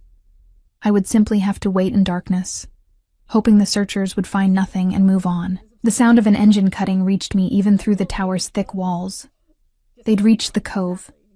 I lowered myself into the compartment, pulling the suitcase in after me, trying to make everything fit in the cramped space. The bed frame had been designed to sit flush with the floor when lowered, concealing the compartment completely. I reached up, guided the frame back into place, and was plunged into absolute darkness. The space was smaller than I'd remembered. My knees pressed against my chest. My head was bent at an uncomfortable angle. The air was already feeling close, thick with the scent of stone and earth and my own fear sweat. I could hear my heartbeat pounding in my ears, so loud I was certain it would give me away. Tried to control my breathing, to make each inhale and exhale silent and shallow. Tried not to think about being trapped in this space if something happened to Carmen. If she didn't arrive, if the storage compartment's mechanism somehow failed. Footsteps on the stairs outside the tower. Voices, male, speaking Italian I could barely hear through the stone in the bed frame. The door rattled as someone tried it, then a heavier sound, something being used to force it open. They were coming inside. I pressed my hand over my mouth, terrified that even my breathing might be audible. The compartment was utterly dark. I couldn't see my hand in front of my face, couldn't do anything but listen and wait and hope. More footsteps, multiple people now, moving through the lower level. Something scraped across the floor, furniture being moved, voices directly above me, words I couldn't quite distinguish, but tones I understood. Frustration, thoroughness, determination. They were searching the space systematically. A weight settled onto the bed above me, someone sitting down. The frame creaked, pressing slightly lower. I held absolutely still, not daring even to adjust my cramped position. Sweat ran down my face. The urge to cough built in my throat. The dusty air, the stress, my body's determined rebellion against this forced stillness. "Nothing here," one voice said clearly, close enough now that I could understand. "Just an empty tower like every other abandoned structure we've checked. Let's check the upper levels anyway. Be thorough." Footsteps ascending the interior stairs. More sounds from above, muffled through stone. I remained frozen in my dark box, minutes stretching into what felt like hours. Eventually, the footsteps returned, descending. The voices moved away from directly above me. The doors sound again, then silence. I wanted desperately to believe they'd left. But I'd learned not to trust obvious conclusions. I waited, counting seconds, controlling my breathing, listening for any indication that someone had stayed behind while others had left. 10 minutes. 20. The urge to move, to escape the crushing confines of the compartment, was becoming unbearable. But still, I waited. When my phone buzzed in the darkness, I nearly screamed, fumbled for it with cramped fingers, the screen's glow painfully bright in the absolute dark. "Carmen, I see the boat leaving your cove. Are you safe?" I couldn't type while contorted in the storage space. Had to risk pushing up the bed frame, emerging into the blessed air and relative space of the lower level. My joints protested as I unfolded myself, muscles screaming from the prolonged tension. "Yes." They searched but didn't find the compartment. "How close are you?" 10 minutes. Stay down until I arrive. There might be others." The 10 minutes were excruciating. I sat on the floor with my back against the wall, the bed frame still displaced, the storage compartment visible like an open mouth in the floor. Every sound from outside might be another boat arriving, another search team. But I couldn't bring myself to return to that dark space unless absolutely necessary. When I finally heard Carmen's engine approaching, relief nearly buckled my knees. I watched from the window as she navigated into the cove, tied off, began ascending the rocky path. She found me sitting on the floor, trembling despite my best efforts at control. "They were here," I said unnecessarily. "They searched. I was in the compartment." "I know. I saw their boat leaving as I approached." She knelt beside me, her expression serious. "Beatrice, we need to move you tonight. Giovanni's people are being more thorough than I anticipated. This location was safe when it was one possibility among hundreds. Now that they've actually been here and searched, they might return with different equipment, with people who know about hidden compartments. Where can we go? I have one more option, more risky because it's not isolated, but paradoxically safer because of that. A small hotel in a tourist town north of here. You'll be one person among hundreds. Giovanni's people can't search every tourist without drawing attention they don't want. Won't they be watching hotels? The obvious ones, yes. But this is a family-run place. 20 rooms. Caters mostly to hiking tourists. You'll be registered under a false name, paying cash. As long as you stay in your room and avoid attracting notice, you should be invisible. It was another roll of the dice, another risk. But staying in the lighthouse after it had been searched felt infinitely more dangerous. How long until witness protection is ready? Carmen checked her phone. Greco says another 36 hours, day and a half. If we can keep you hidden that long, you're safe. If. Such a small word, carrying such weight. Let's go, I decided, before another search boat decides to circle back. We descended to Carmen's boat as the sun began its descent toward the horizon, turning the water to liquid fire. I took one last look at the lighthouse, the tower that had been both sanctuary and trap, where I'd spent 2 days existing in suspension between one life and another. The boat ride north took an hour, following the coastline as darkness fell. Carmen kept the running lights off, navigating by GPS and memory. We passed other vessels occasionally, fishing boats returning to port, pleasure craft heading toward harbors. Normal life, continuing obliviously. The town Carmen had mentioned appeared as lights scattered across a hillside, small and picturesque, the kind of place tourists visited to experience authentic Italy before returning to their actual lives. We docked at a marina, walking up into the town like any other travelers arriving late. The hotel was exactly as Carmen had described, family-owned, modest, tucked onto a side street away from the main plaza. The elderly woman at the desk barely looked at us, accepting Carmen's cash for a 3-night stay, registered under the name Rosa Bianchi. The room was small but clean, with a window overlooking a courtyard. Nothing like the villa's luxury, but it had something the villa never had, a lock I controlled.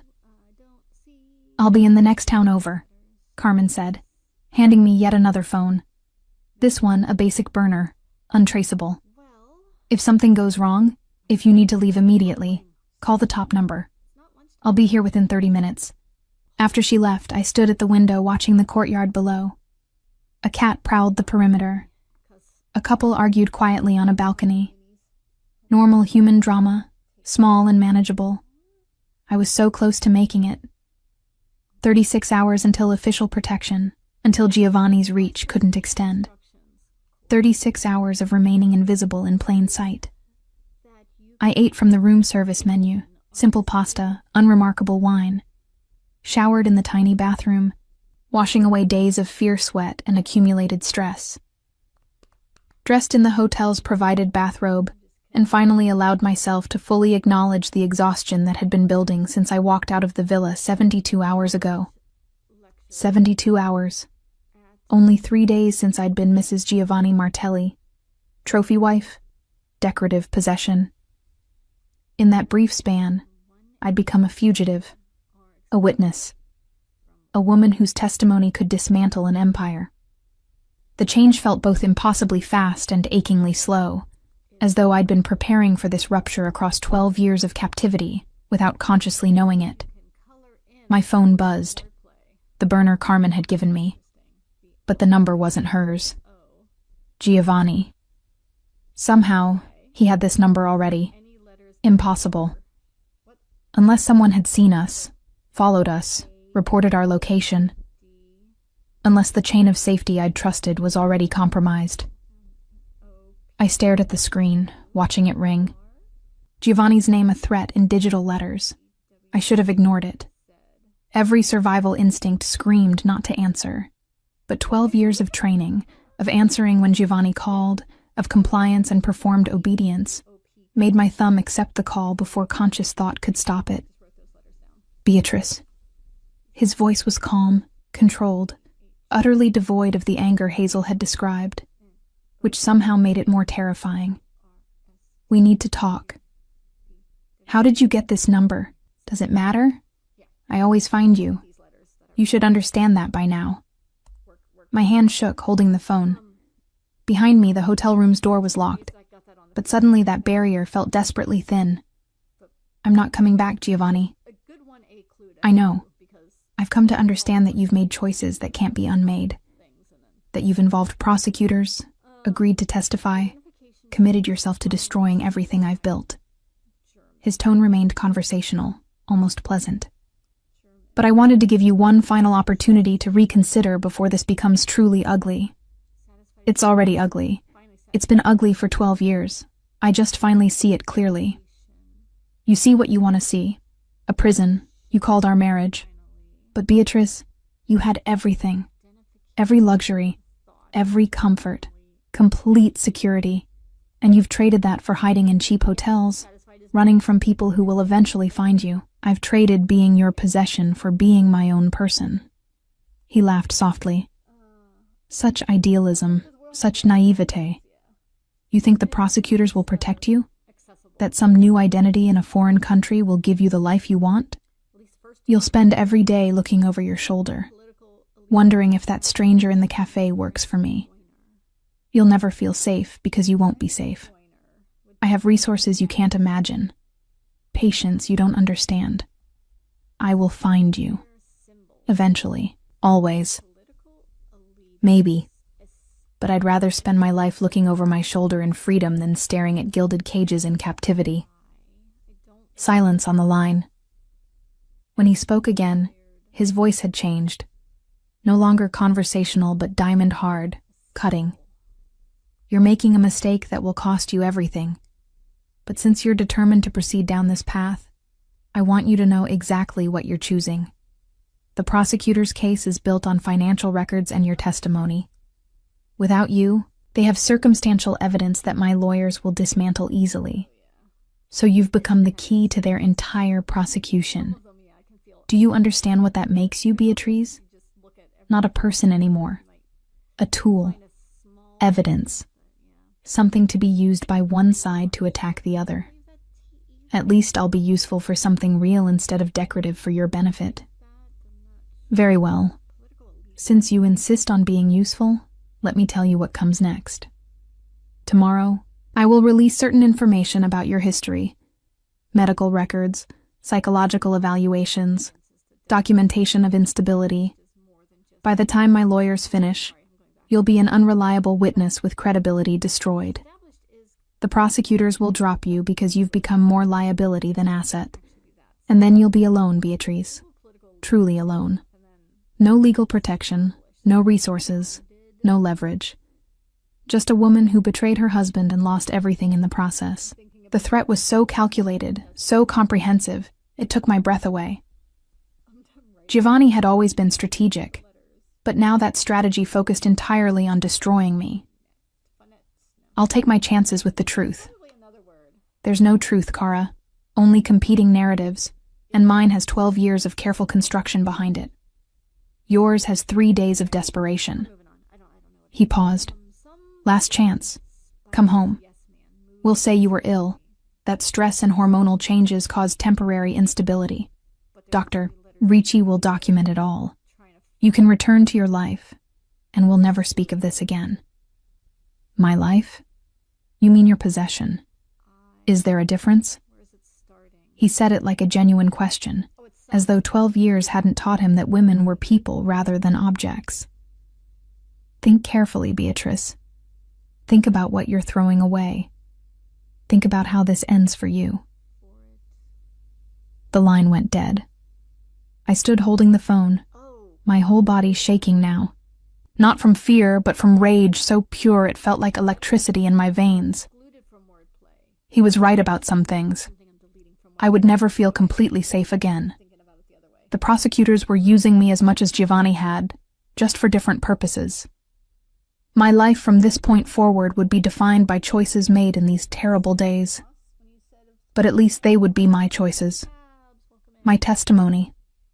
My voice, speaking truth that I'd spent 12 years being trained to suppress. I would rather live in uncertainty as myself than in certainty as Giovanni's creation. The next 36 hours stretched ahead like a dark tunnel. At the end was either freedom or destruction. There was no way to know which, until I reached it. But I would reach it on my own terms, moving forward under my own power. For the first time in 12 years, that mattered more than safety. The morning came with sunlight filtering through cheap curtains, casting stripes across the hotel room floor. I'd barely slept, my mind replaying Giovanni's call on an endless loop, analyzing each threat for weakness, searching for cracks in his comprehensive strategy to destroy me. 24 hours. Just 24 more hours until Greco's protection came through. Until I could disappear into a new identity somewhere Giovanni's influence couldn't reach. The burner phone remained silent. Neither Carmen checking in, nor Giovanni calling back. The silence felt ominous rather than peaceful, a held breath before violence. I stayed in the room, ordering breakfast from the hotel's limited menu, eating mechanically while watching the courtyard through the window. Normal life continued below. Tourists planning their day, elderly locals sitting with morning coffee, children playing in the fountain. A world that existed parallel to mine, touching but never intersecting. By noon, the isolation was becoming unbearable. I'd spent 3 days hiding, first in a lighthouse, now in a hotel room. The walls were closing in, the air feeling thick and recycled. But leaving the room meant risk, meant being visible, potentially recognizable. I compromised by opening the window, letting in street sounds and fresh air. The town had a market day, apparently. Voices calling out prices, the smell of produce and flowers, the bustle of commerce. Life persisting despite individual dramas, indifferent to my terror. The burner phone finally buzzed mid-afternoon. Carmen, how are you holding up? Getting claustrophobic. But managing. Any news? Greco says everything is on track. Paperwork processing, transportation arranged. Tomorrow afternoon you'll be relocated. Where? Can't say yet. Need to know basis, but somewhere cold. Start thinking about thermal underwear. The attempt at levity felt forced, but I appreciated the effort. Giovanni called last night, said he'll destroy my credibility before trial. Long pause before Carmen's response. He can try, but your testimony corroborates documented evidence. Even if he paints you as unreliable, the financial records don't lie. Don't let him get in your head. Too late. Giovanni was already in my head, had been for 12 years. His voice, his control, his comprehensive understanding of exactly how to break me. Extracting him would take more than a new identity in a cold country. I spent the afternoon trying to distract myself with television. Italian game shows I couldn't follow. News channels reporting crises I couldn't care about. Anything to fill the time between now and tomorrow's promised freedom. The sun descended toward the horizon, the courtyard shadows lengthening. Dinner arrived on another tray. More pasta. More mediocre wine. I was developing a hatred for hotel food, for the sameness that made each meal indistinguishable from the last. As darkness fell, restlessness drove me to the window again. The market had dispersed, vendors packing away their goods, tourists returning to hotels and restaurants. The cat from the previous night reappeared, prowling its territory with feline confidence. I envied that cat. Its concerns were immediate. Food, territory, survival. No 12-year history of captivity weighing on it. No dangerous ex-husband orchestrating its destruction.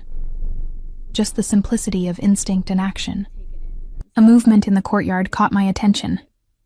A man standing in shadow near the fountain, his posture alert, watchful. Probably nothing, but probably wasn't certainty. And certainty was the only currency I had left. I backed away from the window, heart accelerating, watched from the side, positioning myself where I could see without being clearly visible. The man pulled out a phone, spoke briefly, then pocketed it. Looked up at the hotel's windows, scanning systematically across each floor. I grabbed the burner phone, texting Carmen. Someone watching the hotel. Might be nothing. Might be his people. The response came quickly. Stay in your room. Lights off. Don't answer the door for anyone except me. I'm 20 minutes away. I killed the lights, plunging the room into darkness. Positioned myself where I could watch the courtyard, while remaining invisible from outside. The man was still there, now joined by a second figure. They weren't being subtle, standing in open sight, radiating intentionality. This was either very good security or very bad threat. My money was on threat. A knock at the door made me jump. Soft, almost tentative. Not housekeeping. Too late in the evening. Ms. Bianchi? A male voice, pleasant, professional. Hotel security.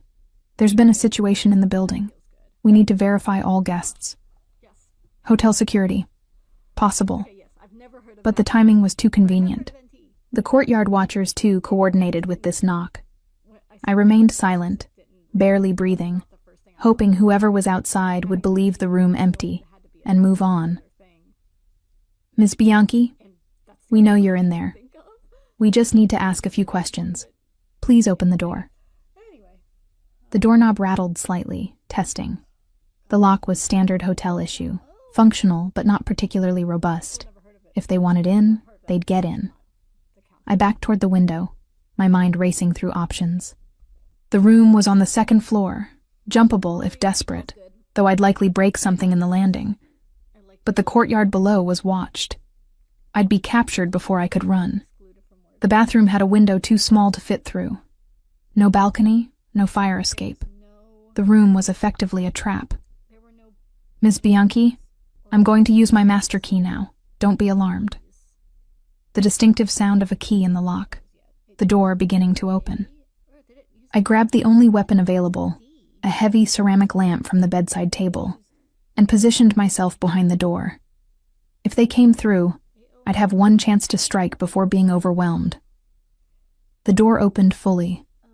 A man entered, silhouetted against the hallway light. Not hotel security. Wrong clothes, wrong bearing.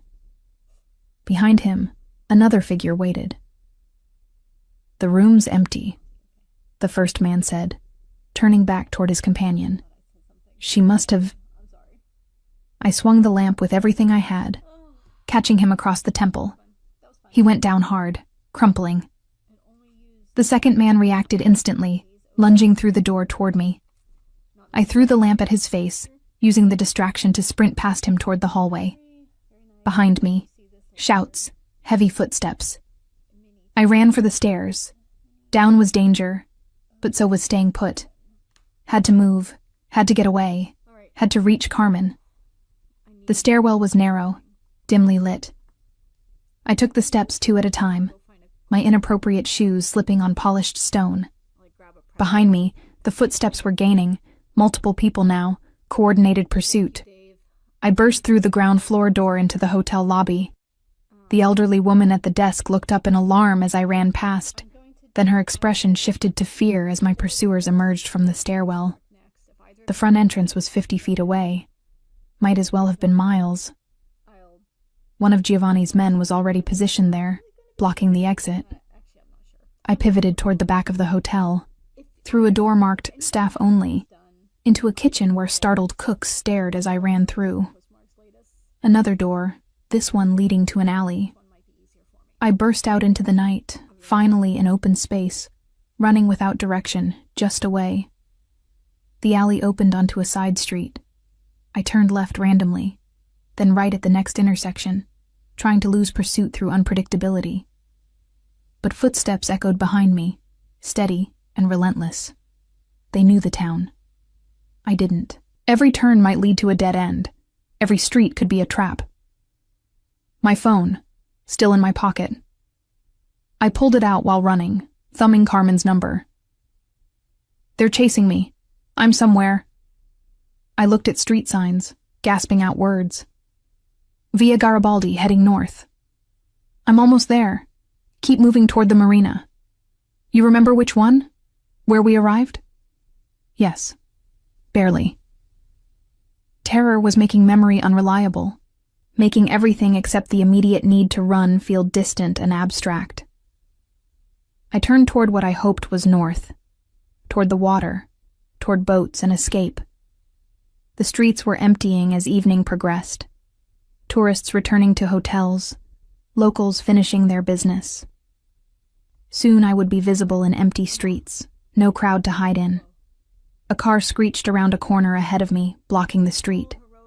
Giovanni's people, coordinating, cutting off escape routes. I turned again, down a narrower alley between buildings so close I could touch both walls. The alley terminated at a wall too high to climb. Dead end. Behind me, footsteps approached. Casual now, victorious. They had me cornered. I spun, back against the wall, looking for anything to use as a weapon. Found nothing. Just my body and voice, and the fury that had been building for 12 years. "I'm not going back," I said as the men approached. "You'll have to drag me, and I'll fight every step. I'll scream. I'll make a scene. I'll do everything to make this visible." The lead man, not the one I'd hit with the lamp, a different one, smiled without warmth. "Mrs. Martelli, Mr. Giovanni simply wants to talk, to reach an understanding. No one needs to be hurt." "Then leave. Let me go. Tell him I'm not interested in talking." "I'm afraid that's not an option.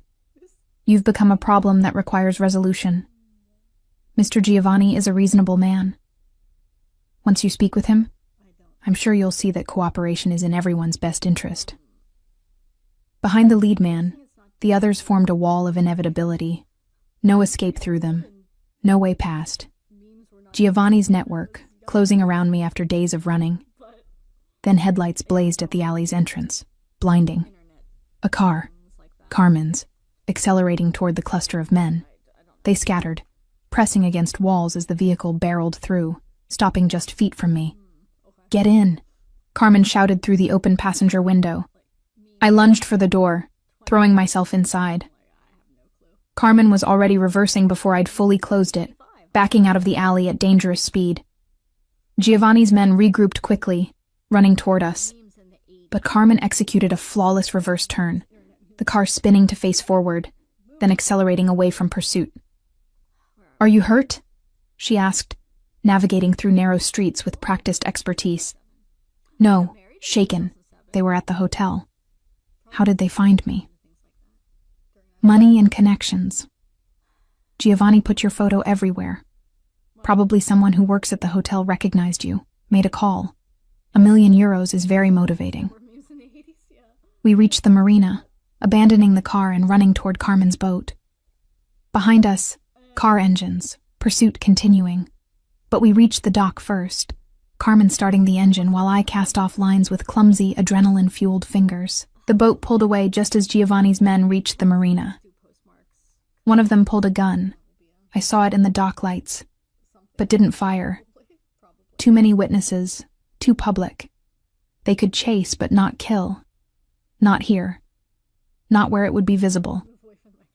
We accelerated into open water, the town's lights receding behind us. My whole body shook with aftershock, fear draining now that immediate danger had passed. "Where are we going?" I managed. "Greco's arranging emergency extraction. We're meeting a contact up the coast who'll get you to Rome tonight instead of tomorrow. The situation's accelerated. We can't wait another 24 hours. I nodded, unable to form words. Everything had become real in a way it hadn't before. Running had been abstract, theoretical. Now I'd felt their hands reaching for me, heard Giovanni's voice promising destruction. The threat was no longer future tense. It was present, immediate, closing around me with methodical certainty. We rode in silence, the boat's engine loud enough to discourage conversation. Stars emerged overhead, brilliant in their indifference. Beautiful night, terrible circumstances, the usual Italian contradiction. After an hour, Carmen cut the engine, letting us drift near a rocky outcropping where another boat waited, larger, official-looking. "That's our connection," she said. "They'll take you to Rome, get you processed into protection tonight. By morning, you'll be gone." "Gone where?" "I honestly don't know. That's handled above my level. But somewhere far from here. Somewhere Giovanni's reach doesn't extend." I looked at Carmen, this woman I'd known less than a week, who'd risked her own safety to help me, who'd offered alliance when I'd been utterly alone. "Thank you," I said, inadequate but sincere. "For everything. Just survive this, Beatrice. Survive and testify. Make Giovanni's empire pay for what it's done to you and all the women before you. That'll be thanks enough." The transfer happened quickly. Climbing from Carmen's boat to the official vessel, being greeted by serious men in government-issued jackets, being wrapped in a blanket despite the night's relative warmth. Carmen waved once as we pulled away, her boat turning back toward whatever life awaited her after this crisis. I watched her disappear into darkness, then turned my attention forward, toward Rome, toward protection, toward whatever version of freedom waited on the other side of testimony. The official boat moved fast, cutting through dark water with purpose. One of the men, introduced as Agent Rossi, sat beside me, explaining procedures in calm, professional tones. When we arrive in Rome, you'll be taken to a secure facility for final witness prep. Your legal statement will be recorded. Tomorrow, you'll be moved to your relocation destination. After that, you'll have no contact with anyone from your previous life until after the trial. Do you understand? I understood. I was being erased, reformed, given a new shape to fit the needs of prosecution. The woman who'd been Beatrice Martelli would disappear, replaced by someone with a different name, a different history, a different future. It was exactly what I'd asked for. Freedom from Giovanni's control. But sitting on that boat in the darkness, heading toward a future I couldn't imagine, I felt not liberation but vertigo. Everything I'd known, good or bad, was ending. What came after was uncertainty, compounded on uncertainty. "Are you all right?" Agent Rossi asked, noticing my expression. "I don't know," I admitted. "Ask me in a year." "Fair enough," he said with a slight smile. "For what it's worth, you're doing the right thing. Men like Martelli don't stop unless someone stops them. You're being very brave." Was I brave, or simply desperate? Did the distinction matter if the outcome was the same? Rome appeared on the horizon, a dome of light against the night sky. The eternal city, where empires rose and fell across millennia. One more was about to fall, brought down not by armies but by a woman's testimony. I hoped I would live long enough to see it collapse. The secure facility in Rome was exactly what I'd imagined a government safe house would be. Deliberately anonymous, comfortable enough to be tolerable, but stripped of any personality that might make it feel like home. The room where I spent the next 18 hours preparing my testimony could have been anywhere, containing only furniture necessary for function. A table, recording equipment, Agent Rossi and 2 prosecutors I hadn't met before.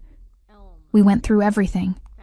Every dinner party, every overheard conversation, every financial transaction I'd witnessed, every associate I could identify. My 12 years of careful invisibility had been an accidental intelligence-gathering operation. I'd absorbed names, dates, connections without realizing I was doing so. "This is comprehensive," one of the new prosecutors said, reviewing my statement. "With what you've provided, we can connect Martelli to at least 15 separate criminal enterprises. Money laundering, tax evasion, witness intimidation, possibly even 3 unsolved disappearances." "Will it be enough?" I asked. "To actually convict him?" "In combination with the financial records and other testimony we've gathered? Yes, we believe so. He'll go to trial within 6 months, possibly sooner. The case is too strong for his lawyers to dismiss."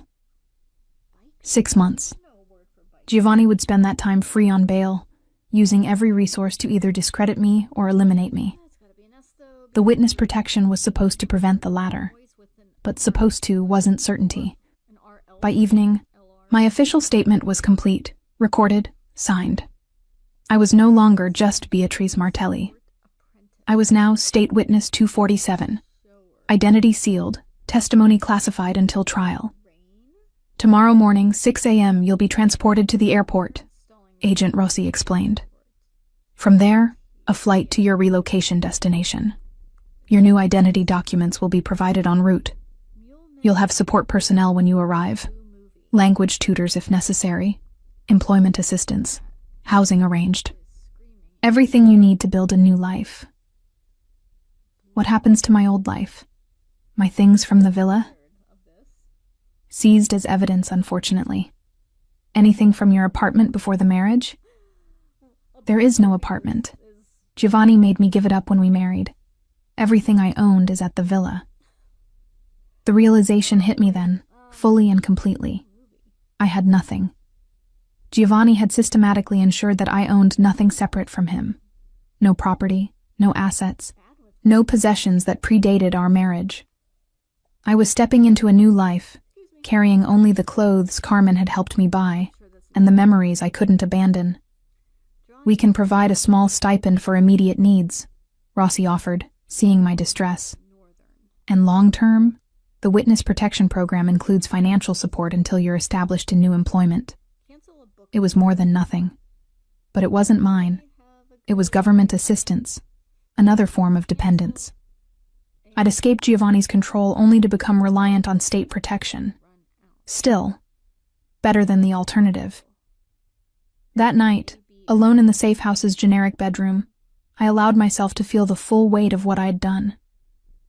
I'd destroyed my marriage, though it had been destroying me for years. I'd betrayed a man who called it betrayal, though he'd never honored any vow of fidelity or partnership. I'd chosen testimony over silence, exposure over complicity. And tomorrow, I would become someone else entirely. New name, new country, new life built from nothing in a place where no one knew me as Mrs. Giovanni Martelli. Sleep came fitfully. When Agent Rossi knocked at 5:30 a.m., I'd been awake for hours, watching dawn light creep across unfamiliar walls.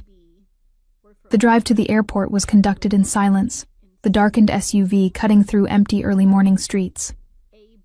Rome passed by my window, ancient architecture mixing with modern, a city that had survived countless empires' rise and fall. One more empire ending today, Giovanni's. The plane wasn't commercial. Too risky. Instead, a small government aircraft with just me, Agent Rossi, and a pilot. We took off into pale sky, climbing above the clouds until Italy disappeared beneath us.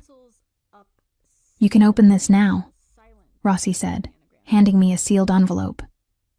Inside were documents, passport, driver's license, birth certificate, all bearing my photograph, but a name I'd never heard before. Emma Laurent, French apparently. Born in Lyon, 34 years old, unmarried, occupation listed as translator. "We've created a complete background for you," Rossi explained. "School records, employment history, tax returns. Everything you'd need to prove identity if questioned. You'll receive training on your cover story during the first week at your destination." "Where is my destination?" He smiled. "You'll see when we land. Somewhere cold, as promised. Somewhere Giovanni Martelli's influence doesn't reach." 3 hours later, we descended through gray clouds toward a landscape of dark water and darker evergreens. The airport was small, functional, the signs in a language I didn't recognize immediately until I remembered Carmen's hint about Scandinavia. Norway.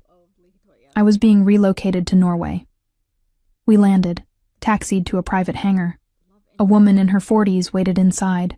Wrapped in a practical coat against the cold, I could feel even through the plane's insulation. "Emma," she greeted me in accented English. "Welcome to your new home. I'm Solveig Hansen. I'll be your case coordinator." Emma, not Beatrice. That woman no longer existed. I had to learn to respond to this new name, to inhabit this new identity as completely as I'd once inhabited Mrs. Martelli. We drove through a landscape so different from Italy it felt alien. Pine forests, fjords, mountains capped with early snow. The light itself was different, cooler, more diffuse. Beautiful, but a beauty that felt distant and reserved compared to the Mediterranean's warmth. "Your apartment is in Bergen," Solveig explained. "Second largest city, international community, easy to blend in. We've enrolled you in intensive Norwegian lessons starting next week. For now, you can manage with English. Most people here speak it well. But eventual fluency will help with integration. Integration. Becoming part of this place. Building a life here." It seemed impossible, abstract. I was still emotionally in Italy, fleeing through alleys, hiding in lighthouses, existing in the past even while being physically transported to the future. The apartment was modest. 1 bedroom, small kitchen, living space with windows overlooking the harbor.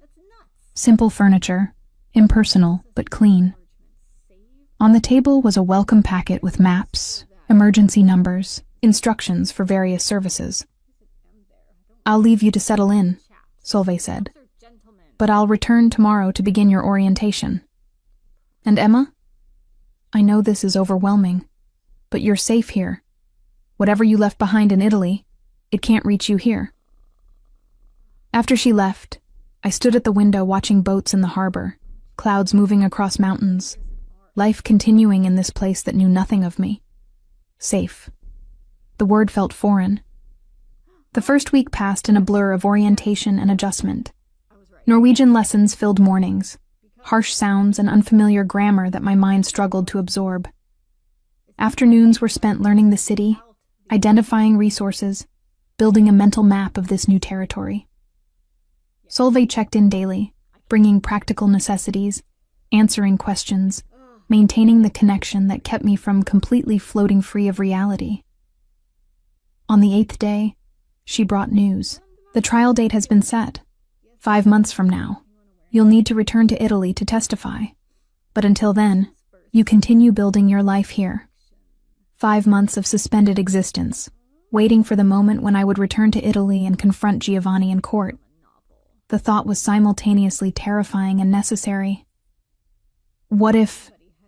I hesitated. What if he finds me before then? He won't. The protection protocols are comprehensive. Only 3 people know your location. Me, your case supervisor in Rome, and 1 other security coordinator. That information isn't accessible to anyone else. 3 people. 3 possible points of failure. I'd learned not to trust systems completely, not after 12 years with Giovanni, who'd made a career of exploiting system weaknesses. But I had no choice except trust, or paranoia, and paranoia was no way to live. I began building a routine. Morning language lessons, afternoon walks through Bergen's winding streets, evening meals prepared in my small kitchen. Slowly, the city became familiar.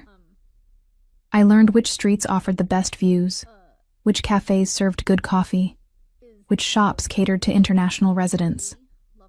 I was integrating, becoming Emma Laurent.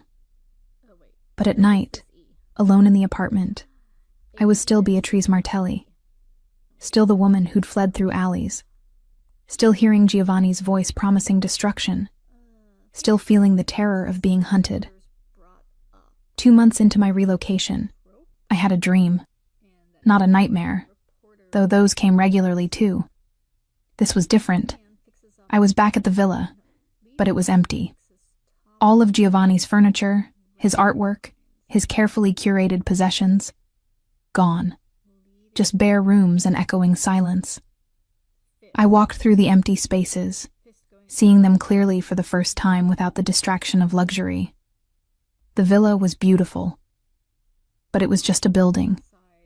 Without Giovanni's presence filling it, controlling it, defining it, it became simply stone and glass and wood. Not a prison, not a palace, just architecture. I woke from the dream with unexpected clarity. For 12 years, I'd lived in Giovanni's world, defined by his choices, shaped by his control. Even in escaping, I'd been reacting to him, running from his reach, testifying against his empire, building a new life in opposition to the old one. But Giovanni wasn't here. His influence didn't extend to this cold northern city. The only place he existed was in my memory, in the fear I continued to carry. At some point, I needed to stop running from what had been and start moving toward what could be. 3 months after arriving in Bergen, I met someone. Nothing romantic.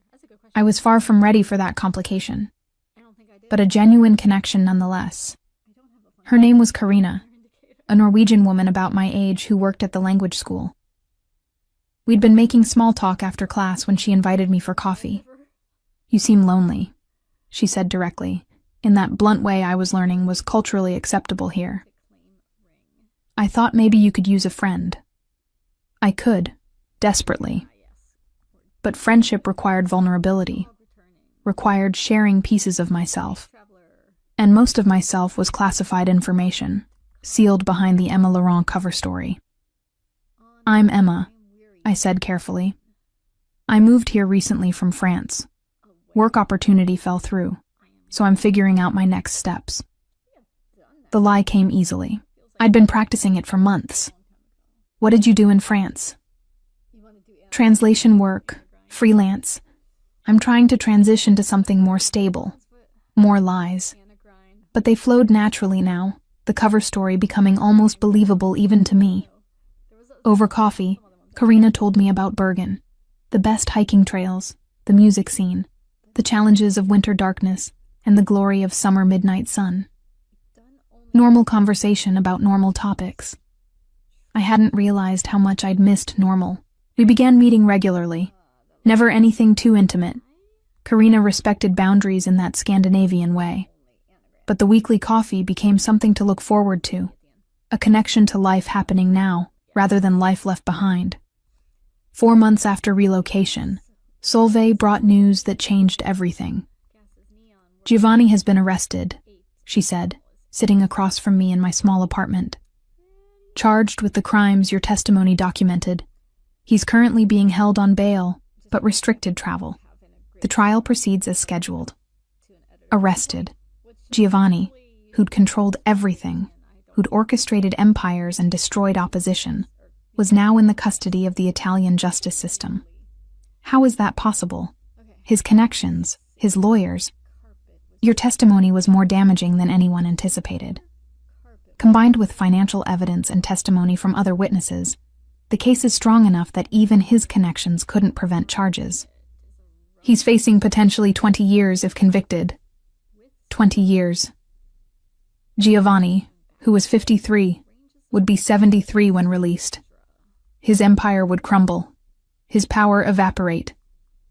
The man who'd controlled my life for 12 years would spend those same years in prison. The satisfaction I expected to feel was complicated by something else. Not sympathy, exactly. Giovanni deserved whatever justice demanded. But a strange emptiness, realizing that my identity was still so bound to his, that his imprisonment felt like an ending for me too. In 6 weeks, you'll return to Italy for the trial, Solveig continued. You'll be under maximum security. Testify, then return here immediately. After that, depending on verdict, you may be able to relax some protection protocols. 6 weeks. Then I would see Giovanni again for the first time since fleeing the villa. The thought should have terrified me. Instead, I felt oddly calm. Whatever power he'd held over me, the power of fear, of ownership, of intimate knowledge, that power only existed if I continued to grant it to him. And in these 4 months of being Emma Laurent, of building something new without him, I discovered that I could exist independent of his definition of me. The weeks passed. My Norwegian improved. My friendship with Karina deepened. I found freelance translation work. Actual work this time, not cover story.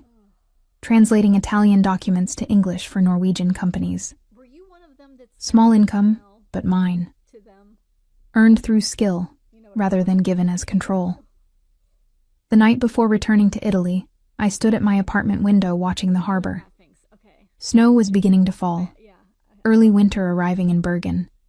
Beautiful and cold and nothing like the Mediterranean warmth I'd known. But I was learning to appreciate this different beauty.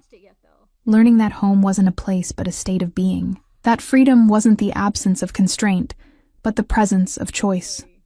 Tomorrow I would return to Italy, would testify against Giovanni in open court, would expose 12 years of captivity masquerading as marriage, and then I would return here, to Bergen, to Emma Laurent, to the life I was building one choice at a time. The trial began on a gray morning in Rome. The courthouse was surrounded by press, by protesters claiming Giovanni's innocence, by curious onlookers drawn to spectacle. I entered through a secure entrance, flanked by Agent Rossi and 2 other security personnel.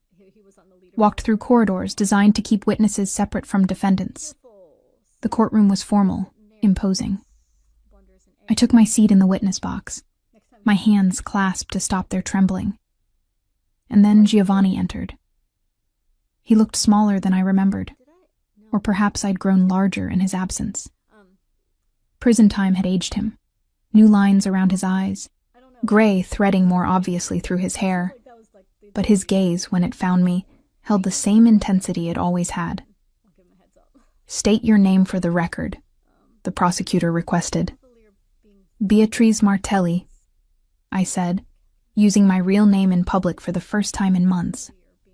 "Formerly wife to the defendant." Giovanni's expression didn't change, but I saw something flicker in his eyes. Recognition of what was about to happen, perhaps. Or acknowledgement that I'd done what he thought impossible. I'd escaped. The testimony took 3 days. Question after question, establishing timeline and connection, linking Giovanni to specific crimes through my observations. His lawyers objected constantly, trying to undermine my credibility. But the evidence was comprehensive. Financial records corroborated every date I provided. Other witnesses confirmed details I supplied. The case was overwhelming. On the 4th day, I was released from testimony. As I left the courtroom, I passed Giovanni being led back to custody. Our eyes met for a brief moment. He nodded slightly. Acknowledgement or respect, or simply acceptance that this was how it ended between us. I didn't return the gesture. Simply turned away, walking toward the exit, toward Agent Rossi, toward the plane waiting to carry me back to Bergen. The verdict came 3 weeks later. Guilty on 15 counts. 23 years in prison. Giovanni's empire, built over decades, dismantled in days. I received the news in my Bergen apartment, Solveig calling to inform me officially. "It's over," she said. "You did it. You can start truly moving forward now." Moving forward. I'd been doing that already, small steps building toward something resembling a life. But now the weight of looking back could ease. Giovanni was contained, his threat neutralized. That evening, I met Karina for coffee, told her, carefully, that some legal issues from my past had finally been resolved. "Whatever it was," she said, "I hope it brings you peace." Peace. Not yet. But maybe someday. I walked home through early winter darkness, snow falling softly. My apartment waited, warm and simple. Tomorrow I had language lessons, then translation work, then dinner with Karina and some of her friends who were becoming my friends too. Small life. Honest life. Mine. The woman who'd been Beatrice Martelli. Trophy wife. Decorative possession. Carefully controlled accessory. No longer existed. But Emma Laurent did. Building herself one choice at a time. Free in ways that had nothing to do with Giovanni's absence and everything to do with her own presence. I unlocked my apartment door, stepped inside my small chosen space.